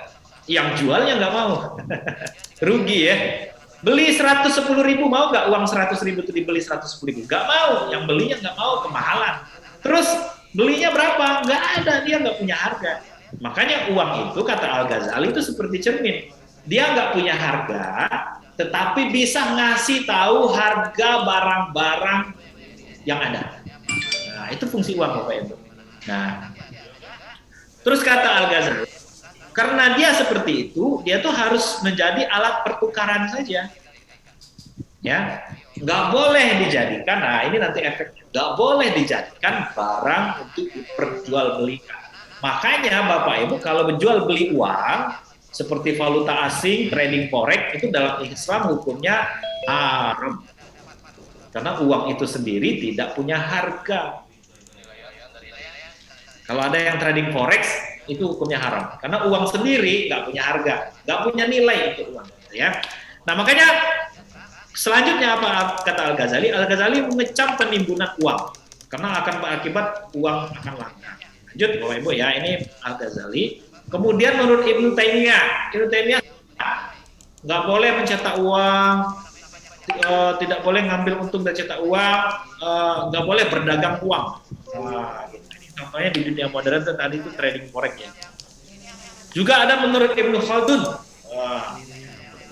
uang itu tidak harus emas, tidak harus perak katanya. Kemudian uang tidak boleh berubah. Kemudian kekayaan suatu negara itu, nah ini yang menarik Bapak Ibu. Kekayaan itu nggak ditentukan oleh banyak uang, tetapi oleh banyak produksi atau neraca pembayaran positif negara. Ini sama dengan kita. Kekayaan kita itu nggak bisa diukur dengan uang, ya, tetapi dengan barang yang kita punya. Oke, kita lanjut Bapak Ibu. Nah, ini apa fungsi uang? Nah, ini fungsi uang Bapak Ibu dalam ekonomi non-Islam. Itu pertama, uang itu gunanya untuk alat tukar. atau alat bayar sesuatu transaksi. Apalagi fungsi uang satuan nilai itu artinya angkanya itu, ini uangnya 10.000, ini 50.000 gitu. Nah, yang ketiga, ini yang beda nanti dengan Islam, penyimpan nilai. Jadi untuk kekayaan, padahal tadi kita bahas menurut Al-Ghazali uang itu nggak punya nilai dan masuk akal. Kalau punya nilai silahkan dibeli uang, pasti nggak ada yang mau jual, nggak ada yang mau beli. Gitu. Nah, dalam Islam guna uang itu hanya untuk transaksi, untuk pertukaran dan untuk mengasih tahu nilai barang atau satuan nilai. Jadi bukan untuk kekayaan, Bapak Ibu. Selanjutnya adalah apa motif memegang uang? Non-Islam itu pertama, ngapain sih kita megang duit? Nah, itu untuk transaksi, untuk berjaga-jaga kalau ada apa-apa. Dalam satu lagi itu dalam konvensional untuk spekulasi. Spekulasi ini untuk nyari untung. Gitu ya. Nah, dalam Islam itu cuma dua, untuk transaksi, untuk menjaga-jaga. Ini nanti jatuhnya ke judi. Ini jatuhnya nanti ke judi. Oke. Kita lanjut. Nah, menurut Islam uang itu adalah flow konsep. Flow konsep itu harus mengalir. Uang nggak boleh ditimbun, Bapak Ibu. Semakin bagus perputaran uang kita tuh semakin bagus, semakin baik. Jadi uang itu kalau bisa dibukakan usaha supaya buka lapangan pekerjaan. Nggak boleh ditaruh di belakang, di bawah bantal, di dalam lemari, di belakang kasur, gitu nggak boleh. Karena uang itu sifatnya dalam Islam harus mengalir. Kemudian uang itu harus bukan milik pribadi. Uang itu milik public goods, barang umum, milik orang banyak. Makanya uang itu kan bertukar-tukar terus, muter-muter dia. Nggak bisa punya kita. Nggak ada yang ini uang 100.000 ini punya saya, enggak. Karena dia public goods. Oleh karena itu, nggak boleh nimbun uang banyak-banyak. Oke, nah itu Bapak Ibu tentang uang dalam Islam. Sekarang bagaimana kita mengenalkan uang kepada anak? Gitu ya. Nah, konsepnya itu ada 5W plus 1H. Ya. Jadi untuk bagaimana mengenalkan uang kepada anak, tentunya tadi kalau Bapak Ibu sudah paham, baru bisa kita kenalkan. Jadi nanti orang tuanya harapan saya udah ngerti dulu tuh tentang harta, tentang uang dalam Islam seperti apa. Target kita, anak kita juga sama seperti itu. Contohnya apa? Kita kasih tahu anak-anak, uang ini harus diajarin Bu, Bapak Ibu dari kecil. Uang itu adalah harta, yang mana harta itu adalah punyanya Allah, milik Allah. Jadi kita harus amanah dengan uang ini. Itu konsep pertama yang harus kita kenalkan. Jadi uang ini adalah harta yang harus kita belanjakan untuk hal yang baik-baik, tadi kita bahas. Dan adalah kepunyaannya Allah. Dan harus kita jaga baik-baik uang itu. Nah, itu yang harus kita kenalkan pertama. Terus, uang ini nggak boleh nanti ya untuk riba, nabungnya di bank syariah. Nah, karena kalau dari kecil kita tuh sudah dikenalkan dengan babi haram. Tapi nggak pernah kita dari kecil dikenalin riba haram. Padahal dosa riba lebih besar loh. Jauh, belum apa-apa, baru segini tuh dosa babi, dosa riba di atas banget gitu ya. Nah, jadi udah kita kenalin, kalau nabung cari yang syariah. Kalau mau buka tabungannya di bank syariah. Supaya apa? Supaya terhindar dari semua hal yang dilarang oleh Islam. Ini yang harus kita kenalkan kepada anak-anak kita, Bapak Ibu. Nah, terus tadi kasih tahu kisah-kisah sahabat-sahabat Nabi yang kaya-kaya tadi. Nanti kita harus kaya. Kenapa kita harus kaya? Supaya kita bisa banyak orang. Supaya kita bisa bersedekah, supaya kita bisa bayar zakat, supaya kita bisa naik haji. Mau naik haji nggak ada uang kan nggak bisa. Gitu. Nah, 5W plus 1H. Apa itu 5W? W yang pertama adalah what, Pak? Ini lebih teknis. Apa itu uang? Ini yang harus kita kasih tahu ke anak-anak. Jangan sampai kita ngasih tahu uang itu adalah kekayaan. Karena nggak ada dalam Islam tadi uang adalah kekayaan. Kita kasih tahu ke anak-anak kita, uang itu adalah untuk kita berjual beli di kantin contohnya, ya kan? Kemudian uang itu adalah untuk menilai barang, Selanjutnya adalah why. Mengapa kita harus punya uang? Nah, mengapa kita harus punya uang?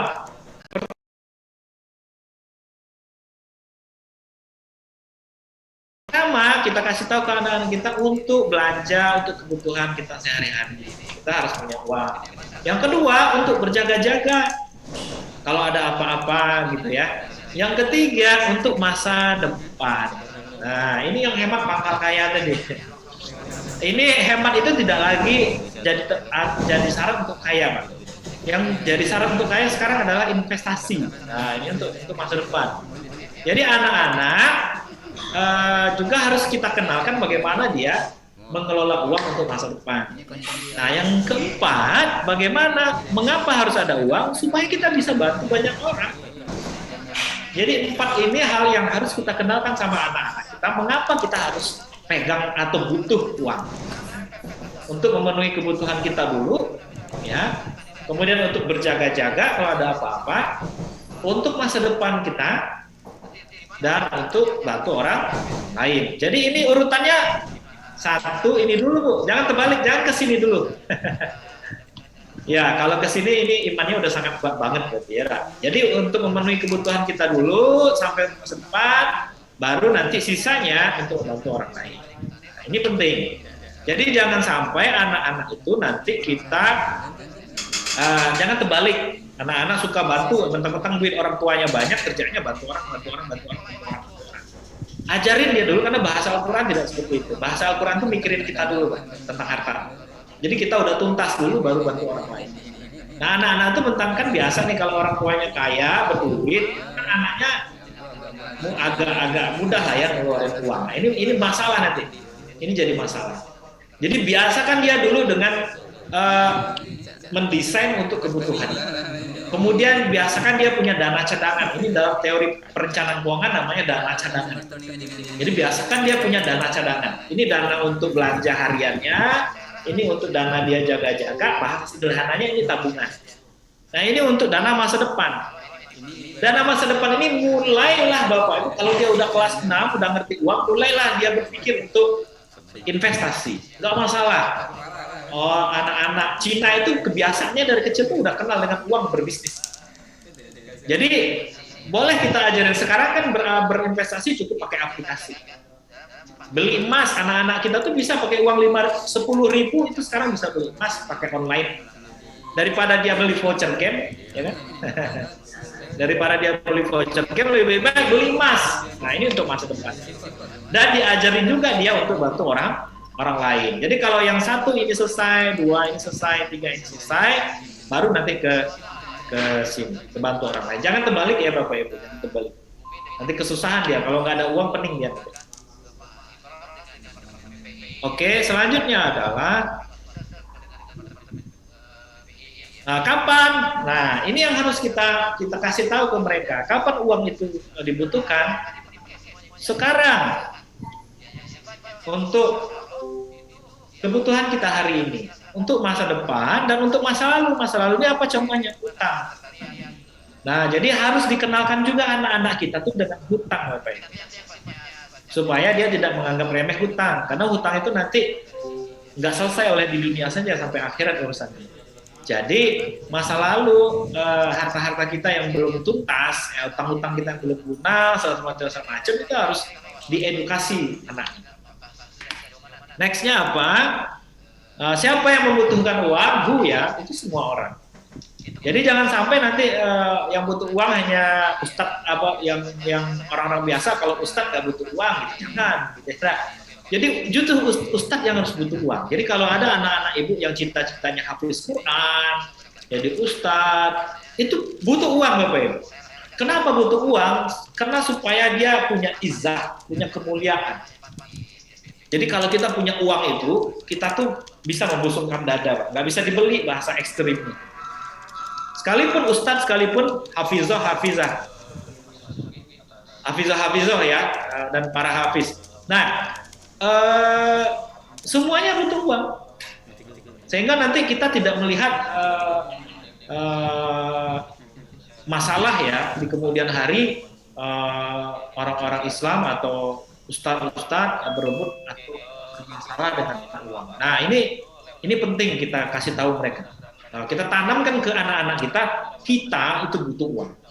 Kita tuh butuh uang, semua orang butuh uang dan harus dikelola dengan baik. Nah, cara yang gambar tadi, yang gambar seimbang tadi mengelolanya. Oke, di mana saja kita butuh uang? Where ya? Ini di pasar, ya, di sekolah, di rumah untuk ditabung dan lain-lain. Hampir di semua tempat kita butuh uang. Ini hal-hal sederhana yang penting kita sampaikan. Oke, waktunya tinggal 3 menit lagi. Nah, yang pertanyaan terakhir, yang final question-nya adalah bagaimana mengelola keuangan untuk anak, ya. Nah, ini teori sederhana tentang uang, tentang perencanaan keuangan. Yaitu pertama harus buat planning. Nah, ini jangan-jangan bapak ibu nggak punya planning keuangan, bapak-bapaknya nggak punya planning keuangan, gitu ya. Setelah planning, kemudian kita buat budgeting. Budgeting itu anggarannya. Jadi dianggarkan lah istilahnya. Udah ada rencana nih, kemudian kita anggarkan. Kemudian kita action, organizing. Kita action. Jadi penganggaran itu kita lakukan. Nah, selanjutnya adalah controlling. Kebanyakan kita Bapak Ibu itu memplanning ini bisa, ya nggak? Memplanning berdasarkan budget, ya, atau organizing. Cuman kita tuh susahnya kontrolnya tidak lagi berdasarkan planning, gitu ya. Udah kemana-mana tuh, ya. Nampak yang bagus dikit lagi promo beli, gitu ya. Padahal nggak ada dalam planning. Nah, ini anak-anak kita harus diajarin komitmen terhadap perencanaan keuangannya. Jadi biasakan anak itu buat perencanaan keuangan sederhana. Mulai dari kebutuhan hariannya, nanti mau belanja apa, kasih uang sebanyak itu. Nah, ini budgeting. Buat anggaran, kemudian kasih uang sebanyak itu, suruh dia kontrol keuangannya itu sehari-hari, dan suruh dia melakukannya seperti apa yang ada di planning. Ini penting untuk bagi anak-anak kita, bagaimana cara dia bisa cerdas dan cekatan mengelola uang, gitu ya. Dia harus punya planning, planningnya harus, anggaran harus sesuai dengan planning, anggarannya itu harus dikontrol oleh dia sendiri dan oleh orang tuanya, dan itu dieksekusi sesuai dengan planning, directing, ya. Directingnya itu based on planning. Ini yang penting dilakukan oleh anak. Nah, itu kalau tataran operasional. Oke, saya rasa sehingga apa? Nah, ini yang teknis. Yang tadi Bapak Ibu, how-nya bagaimana cara ngelola uang, ini juga perlu dikasih tahu ke anak-anak. Kalau tadi itu ilmu praktisnya, planning gitu ya, budgeting, organizing, controlling, directing, itu ilmu praktis. Tetapi yang paling mendasar adalah how-nya tadi adalah tentang building block of al-mal tadi. Dia juga harus tahu halal haram, duit masuk halal haram itu seperti apa, duit keluar yang halal haram seperti apa, prosesnya seperti apa, siapa yang punya harta, siapa yang ngasih kita rezeki terkait dengan iman, di mana saja kita nggak boleh mengelola uang. Nah, ini dia harus tahu. Jadi lengkap, ada yang ilmu praktis, ada yang ilmu religius, ya gitu ya, untuk bekal fid dunia hasanah wa fil akhirati. Oke, baik, mungkin itu saja ya Bapak Ibu presentasi dari saya. Mohon maaf kalau ada salah dan kekurangan. Wabillahi taufiq wal hidayah. Assalamualaikum warahmatullahi wabarakatuh. Kayaknya plus ini ya 10.15. Terima kasih.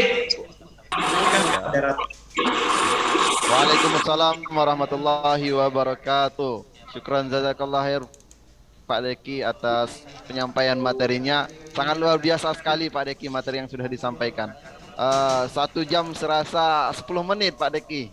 Gak kerasa.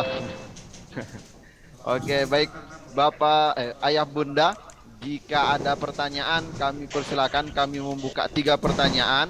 Silakan untuk dibuka videonya dan disampaikan nama dan perwakilan dari siswa kelas berapa. Silakan Ayah Bunda, orang tua dari Azam kelas 3 Al-Haram ya. Ya Bun. Dan Yap dari kelas 2 Badar. Oke, silakan orang tua dari Azam kelas 3 Al-Haram kami persilakan terlebih dahulu. Assalamualaikum warahmatullahi wabarakatuh. Waalaikumsalam warahmatullahi wabarakatuh. Allah, terima kasih Pak Deki sudah membuka perspektif kami ya sebagai orang tua dalam mengenalkan bahkan nanti mendirect anak-anak untuk mengelola waktu dan uang gitu. Mungkin kali ini kan masih uang ya Pak ya.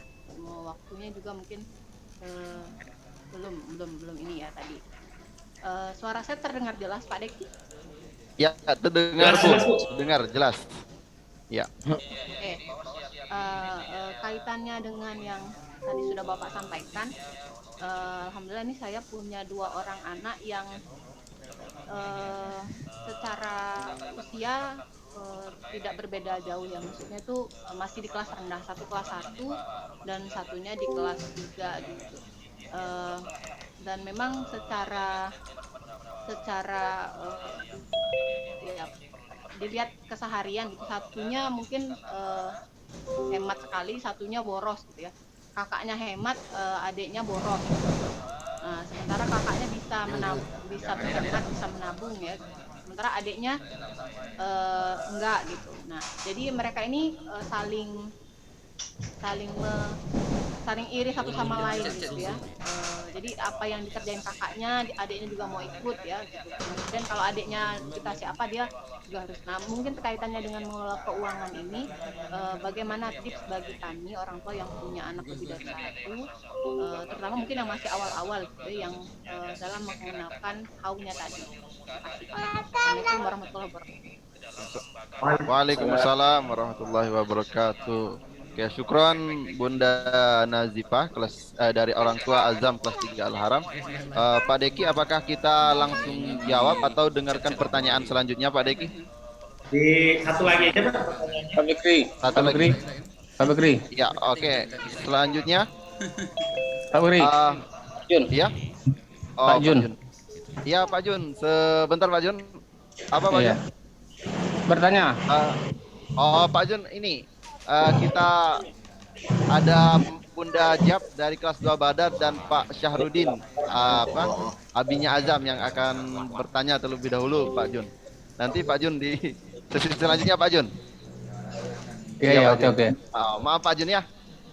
Iya Pak Jun. Oke, silakan Bunda Jab dari kelas 2 Badar. Silakan. Assalamualaikum warahmatullahi wabarakatuh. Saya mohon izin Pak Pik dan juga Pak Ustadz tidak bisa menghidupkan kamera karena kondisinya sedang tidak kondusif. Iya Bun. Iya. Begini Pak Ustadz, kalau tadi kan materinya sudah disampaikan secara teoritis mengenai proses atau nilai dari uang. Nah, yang menjadi pertanyaan saya begini Pak, anak saya masih usia 7 tahun, sekarang di kelas 2. Sampai sejauh ini belum mengenal secara langsung nominal dari nilai dari uang, karena ada kekhawatiran kami bahwa dia akan mengasosiasikan segala sesuatu dengan nominal terlalu cepat. Nah, cuma belakangan dia menunjukkan kecenderungan pertanyaan-pertanyaan yang terkait dengan nominal, misalnya billion itu apa, million, triliun, dan ada pertanyaan juga ketika dia menemukan temannya, kenapa teman-teman di backpacknya ada uang, terus saya tidak, kurang lebih seperti itu. Nah, yang menjadi pertanyaan kami, secara praktis, sebenarnya kapan kita mengenalkan nilai nominal uang itu sendiri terhadap anak? Terima kasih Pak. Assalamualaikum warahmatullahi wabarakatuh. Waalaikumsalam warahmatullahi wabarakatuh. Syukran Bunda Jab.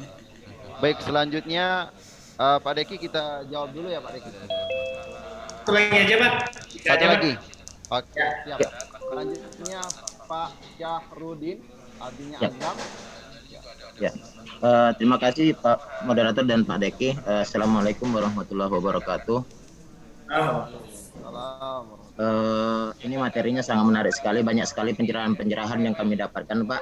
Terutama tadi biasanya kita keteladanan dalam mengelola uang itu sangat baru menurut kami.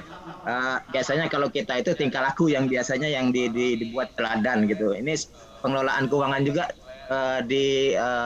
ada keteladanan juga gitu. Itu menarik sekali bagi kami. Memang ada quote katanya anak-anak itu tidak sering salah untuk mendengar atau kurang mendengar, tapi kalau teladan itu dia sangat-sangat baik sekali dalam meneladani gitu. Untuk tadi terakhir ada perencanaan keuangan sederhana tadi. Bagaimana kita membuat perencanaan keuangan sederhana dengan anak gitu. Nah, kalau sama seperti yang pertanyaan sebelumnya, itu anak saya cuma baru 6 tahun. Jadi memang belum mengenal uang secara keseluruhan secara baik. Nah, untuk yang anak umur 6 tahun, bagaimana itu untuk kita mengenalkan uang itu, Pak? Dan juga bagaimana cara membuat tadi perencanaan sederhana terhadap untuk pengelolaan keuangan itu, Pak. Itu aja, Pak. Terima kasih. Assalamualaikum warahmatullahi wabarakatuh. Waalaikumsalam warahmatullahi wabarakatuh. Syukran Pak Syahrudin bin Azam. Oke, baik Pak Deki. Mungkin satu lagi Pak Deki ya. Pak Jun tadi terakhir Pak Deki. Boleh. Oke. Pak Jun, monitor Pak Jun. Ya terakhir Pak Jun. Iya. Terima kasih. Ini lagi di jalan ini, tapi agak menarik ini. Dengar suaranya? Pak Giri dengar suaranya? Iya dengar Pak Jun, jelas Pak Jun. Ya. Gini, Pak Deki. Apa namanya? Anak kan punya anak 5. Jadi nomor 4, nomor 5 itu kan, nomor 4 itu 7 tahun. Nomor 5 itu 6 tahun. Jadi pengelolaannya yang nomor 4 ini kerjanya jajan terus, Ustaz. Udah Deki. Jadi kerja jajan terus. Nah, jadi yang penting jajan, walaupun ada cukup lengkap makanan di rumah, yang penting jajan dulu. Nah, ya jadi masalahnya ya nomor 5 ini ikutan, gitu kan, ikutan.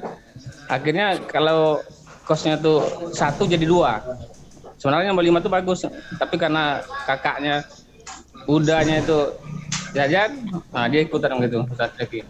Bagaimana cara mensiasati itu kan? Sangka udah lengkap gitu makanan semacam. Tapi karena apa bahasanya kalau jajan itu suatu kewajiban, harus nyetor uang ke lapau bahasa kita ya. Nah itu. Mungkin itu Ustaz lagi. Syukran. Terima kasih. Alhamdulillah Pak Jun atas pertanyaannya. Oke. Silakan Pak Deki untuk. Baik, terima kasih Pak Moderator. Ini pertanyaannya luar biasa sekali ya. Saya juga punya anak 4 Pak, dan anak saya paling besar kelas 4 SD, yang paling besar kelas 1 SMP, nomor 2 itu kelas 4 SD, nomor 3 kelas 1 SD, yang terakhir belum sekolah. Nah, pertanyaan yang pertama, dan alhamdulillah anak saya yang nomor 2, nomor 3 yang SD itu nggak kenal uang Pak, sampai hari ini. Jadi kalau aku nggak pernah dikasih uang, dan dia nggak pernah nanya gitu ya, Kalau yang nomor 1 itu belanja aja kerjaannya, belanja dalam artian dia minta uang untuk kebutuhan sekolahnya. Nah, jarang sekali dia itu minta uang untuk kebutuhan yang tidak penting gitu ya. Itu yang nomor 1. Nomor 2, nomor 3 itu nggak pernah kasih uang sampai hari ini. Oke, cuman saya ingin berdiskusi sedikit tentang ini Bunda Azam sama Pak yang terakhir nih, tentang bagaimana sih supaya mereka ini nggak belanja. Nah ini sama pertanyaannya, saya coba bareng jawabannya. Nanti yang pertanyaan nomor 2 tentang kapan mengenalkan uang, Pak Ahirudin ini, nanti saya tanya setelah ini. Bagaimana cara mengenalkan uang ke mereka atau apa yang harus dilakukan? Nah itu yang tadi terakhir, how. Solusi untuk mereka tidak jajan lagi adalah komitmen dengan planning yang dibuat antara orang tua dan anak. Jadi kita buat komitmen bareng ini. Komitmen bareng. Hitungan planningnya jangan bulanan. Hitungan planningnya adalah harian. Anak-anak tuh lebih mudah ingat hari. Contoh, kamu tapi harus diskusi, harus dialog. Nah, harus dialog. Dikasih tahu Pak, dikasih tahu hal yang kalau belanja terus tuh efeknya negatifnya apa. Kalau kamu nggak boros, positifnya apa? Dikasih tahu dulu. Kemudian kita buat planning bareng orang tua dan anak. Jadi segala sesuatu tentang uang Pak, tidak hanya anak, kita pun juga harus buat planning keuangan. Nah, supaya tidak boros, supaya adik kakak tidak berantem iri-irian, itu buat buku budget mereka masing-masing sesuai dengan kelasnya. Tidak adil kalau sama, Pak. Kelas 4 dengan kelas 1 tuh nggak boleh sama duit belanjanya. Lebih yang lebih tua lebih banyak, tapi lebihnya harus sesuai juga dengan kebutuhannya.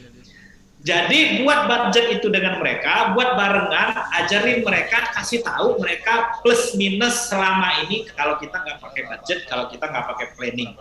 Planningnya buat harian, planningnya buat harian. Untuk si adik sehari segini, untuk si kakak si adik segini. Tetapi jumlah nominalnya itu bisa berbeda untuk setiap keluarga. Keluarga yang penghasilannya segini, keluarga yang penghasilannya segini bisa berbeda. Sesuaikan saja dengan penghasilan kita sebagai orang tua dan sesuaikan dengan kebutuhan anak yang itu sifatnya kebutuhan, Pak. Jangan keinginan. Ingat, jangan keinginan. Penuhi kebutuhan anak, jangan keinginan anak. Karena keinginan itu masuk ke dalam boros, masuk ke dalam mubazir. Kita harus biasakan dengan mereka dari sekarang memenuhi kebutuhan, bukan keinginan. Karena antara kebutuhan dan keinginan itu berbeda. Sangat berbeda. Dan Islam itu mendorong untuk kebutuhan, menahan untuk keinginan. Jadi anak kita buatlah budgetnya, buat planningnya, mau antara kelas yang berbeda, kemudian sepakati antara orang tua dan anak, kemudian ajarin dia mengontrol. Jadi proses kontrolnya berjalan. Buatkan di buku, di kertas, adek ini 3.000 sehari. 3.000 ini udah ada tuh pos-posnya, 1.000 untuk ini, 500 untuk ini, 1.000 untuk ini. Sehari.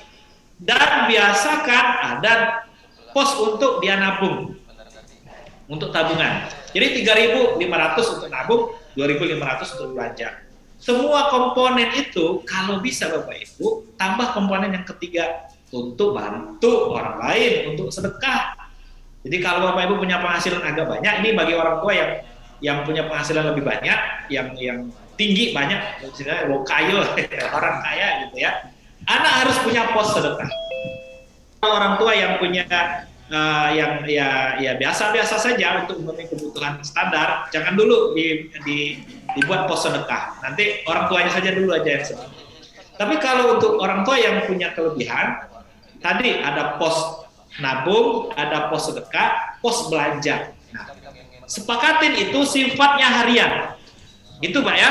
Jadi kunci untuk supaya anak tidak lagi liar dalam tanda kutip menggunakan uang, kuncinya adalah membuat planning keuangan harian yang dikomitmenkan bersama orang tua, adik, kakak, ayah, ibu. Komitmen sama-sama, kalau bisa ajarin ditandatangani bareng ya. Nah, dengan komponen yang 3 tadi, konsumsi, kemudian tabungan atau investasi, dan sosial sedekah. Jadi dia udah terbiasa dari kecil.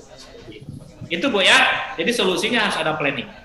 Kemudian pertanyaan yang Ibu Azhar kalau nggak salah tadi namanya ya sama Pak Ahirudin, kapan harus mengenalkan uang atau nominal uang kepada anak? Gini Bapak Ibu, mengenalkan uang kepada anak itu relatif. Kapan waktunya itu relatif. Ukurannya adalah kebutuhan dan lingkungan. Contoh, anak saya nih sampai hari ini yang kelas 4 SD itu nggak kenal uang, nggak dikasih uang, walaupun dia sudah tahu ini uang 2.000, uang 3.000. Dan nggak pernah komplain. Kenapa? Karena memang di lingkungan sekolahnya tidak butuh uang, tidak ada kantin contoh, tidak ada apa gitu ya. Kecuali kalau ada, biasanya kan kita di sekolah itu ada hari sedekah gitu. Itu tugas kita orang tua menganalisa, oh anak saya udah butuh uang, oh anak saya udah dikasih uang, oh anak saya harus di ngertiin tentang uang ini, gitu ya. Nah, jadi umur relatif.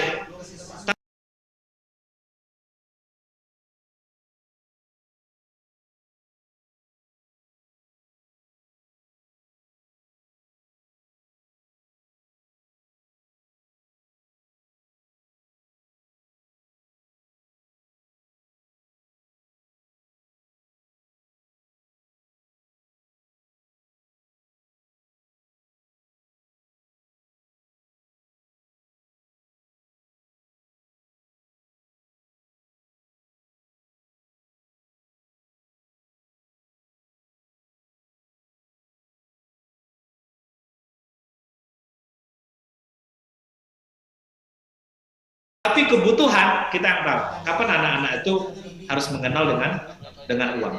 Nah, jadi Bapak Ibu silakan dibaca situasi di sekolah. Siapa teman-temannya itu penting, Pak. Siapa teman-temannya, bagaimana lingkungan sekolahnya, terus di mana dia bermain. Berarti kalau lingkungan, teman-teman, dan segini, dia sudah butuh uang segitu. Atau sebaliknya, jangan-jangan ini lingkungannya, anak-anak teman-temannya, anak-anak ini semua, nggak ada yang pembelajar semua, kemudian sekolahnya juga seperti itu. Terus dianya yang punya uang sendiri. Nah, nanti bawaannya dia bisa merasa kepedean banget gitu ya. Atau dia bisa ngasih tahu orang lain, saya punya uang banyak apa semacam. Nah, itu kan sering terjadi dengan anak-anak.